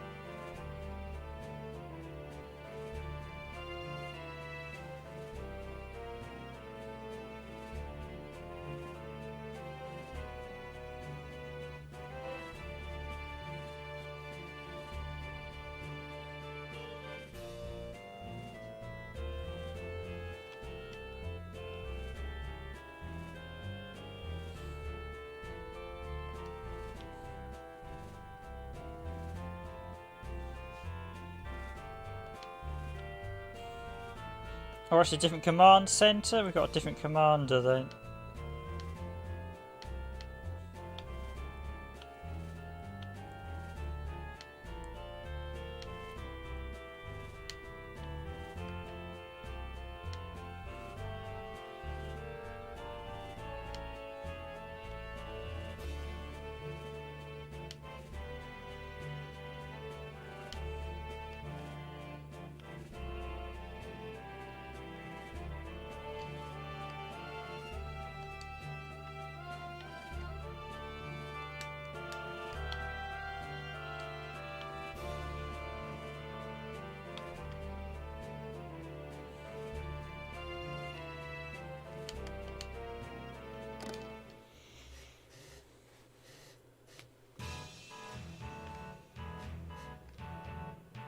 Just take a quick peek at this mission. So it's the first mission in Chapter 2. Oh, we've got more planes.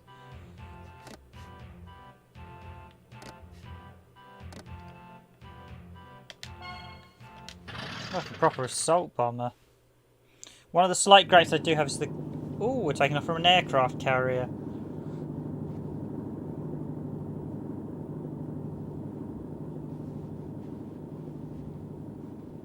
One of the slight gripes I do have, a lot of the cockpits they've only seemed to have done one or two cockpit designs. A lot of the planes use the same cockpit design, which would not be true of real planes. They all each have their own unique cockpit.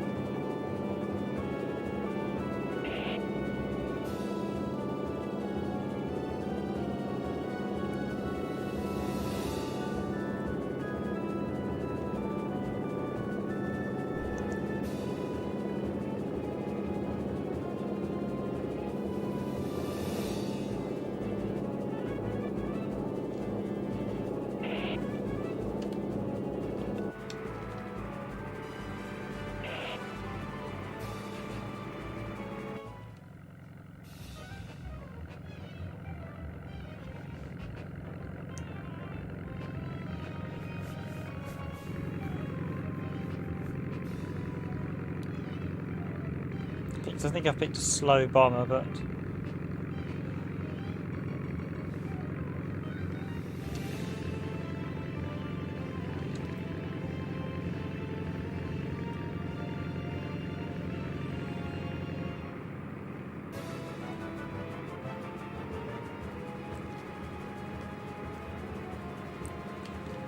I think I'm going to be intercepting them while these guys fly off and do their objective.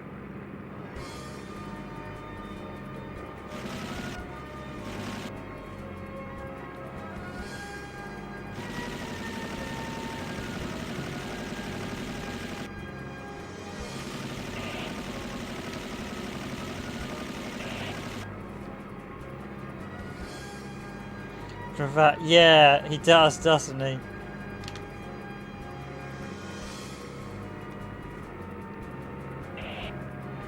Okay, this one's actually got multiple underguns, so I assume there's like 3 or 4 people on board this one.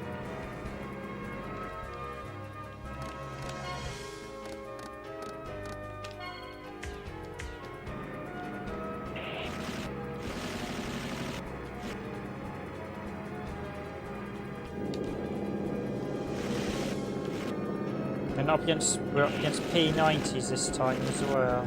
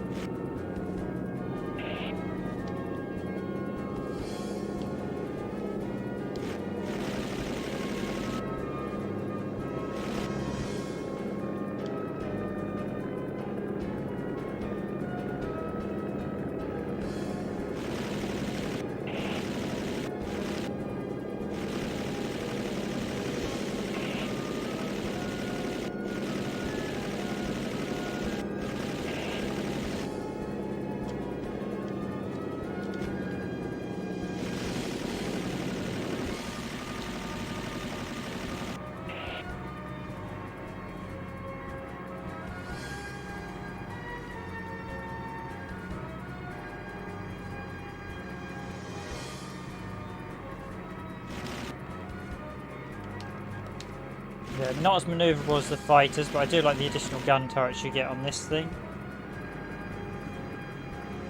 You get a top and an undergun on this one.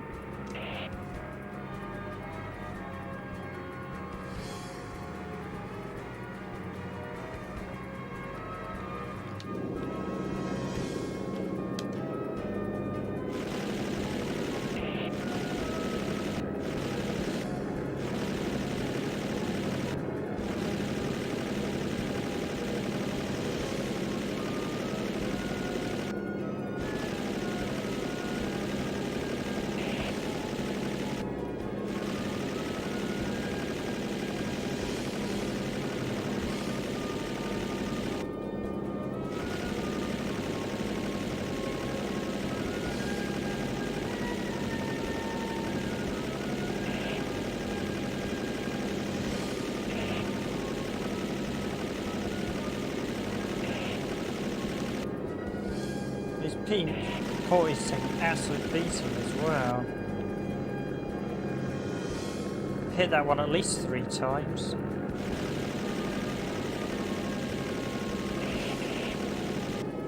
Okay, finally he's smoking.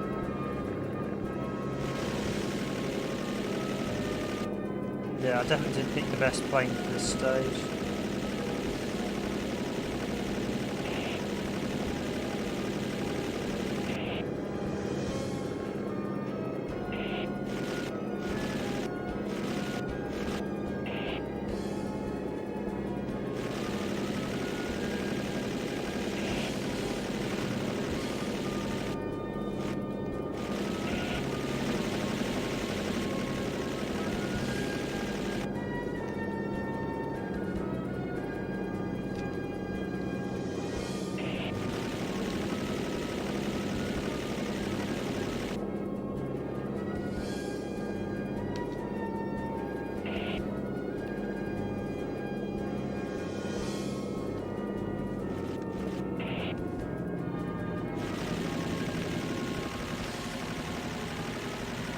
Come on, tail gunner, hit him.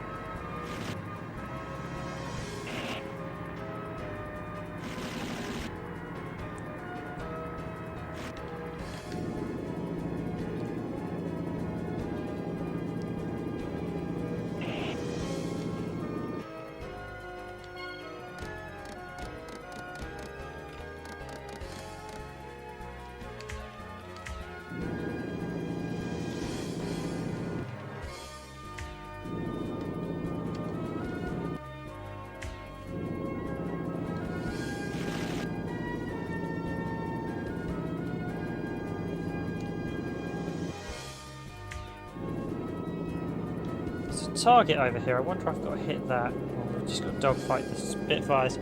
Anyway, I'm actually going to wrap up in a sec now, seeing as we've crossed the midnight boundary. But yep, this has been live stream of Imperial Hawk Fighter of Zeros on the Sega Dreamcast. I said this is the Japanese version. Well, it's basically the same developer as Iron Aces. It's the sort of follow-on from Iron Aces. Well, it's actually the one before for Iron Aces, but we said there's slightly different campaign missions, and there's an awful lot of changes between this and Iron Aces. I wouldn't hesitantly say it's the same game. I'd be tempted to say it's actually Iron Aces more like an alternative expansion pack or additional campaign.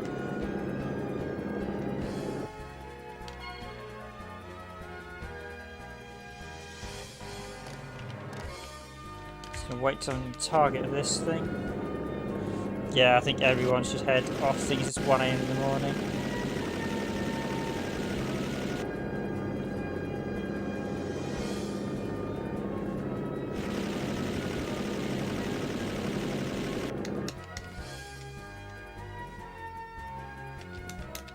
Oh, there's the island base. Oh, you have got to block the island base. Got to do a spot of reconnaissance on this one, or have we got to blow up the island base?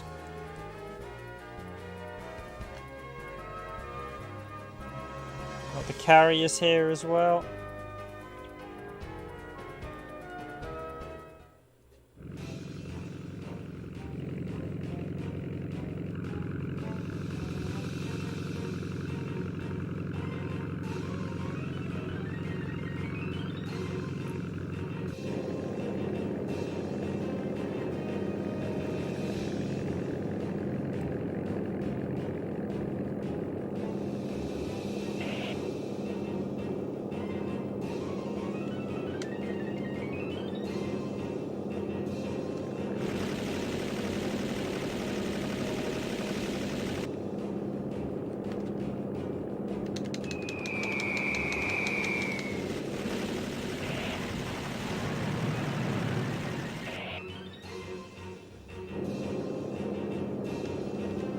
Oh, this is going to be very risky. Ooh,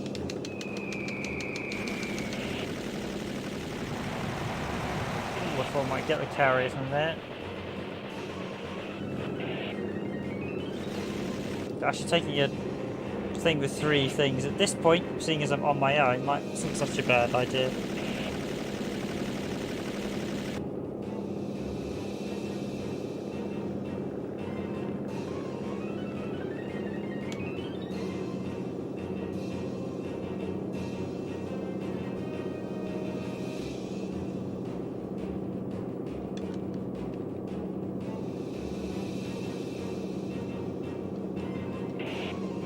Tora. Yes, that's the film, isn't it?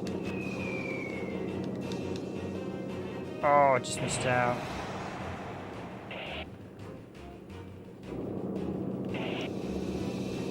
I think one of the games is called that as well.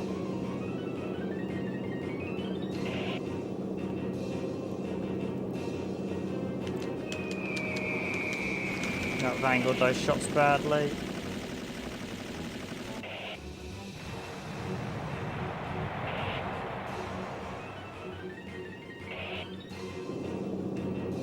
Anyway, I think I've given you guys enough of a taster of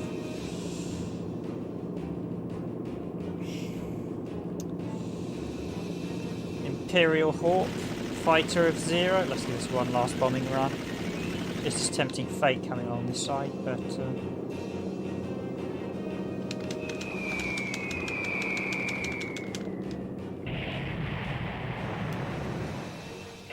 Oh yes, direct hit.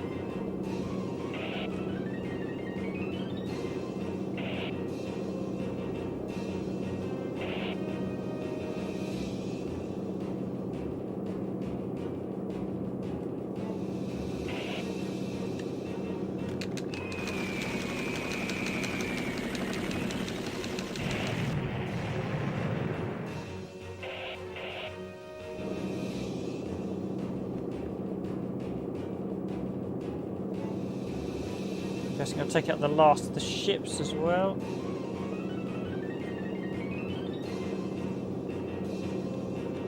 Okay, this is a tough one to hit.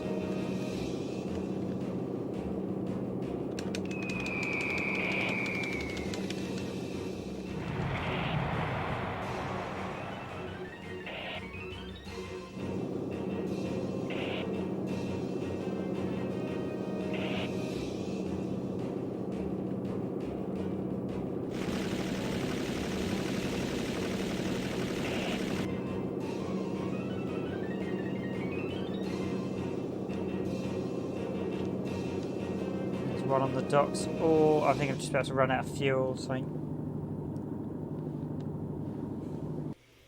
yep, I've obviously run out of fuel. Anyway, that's it from me. Thank you for watching.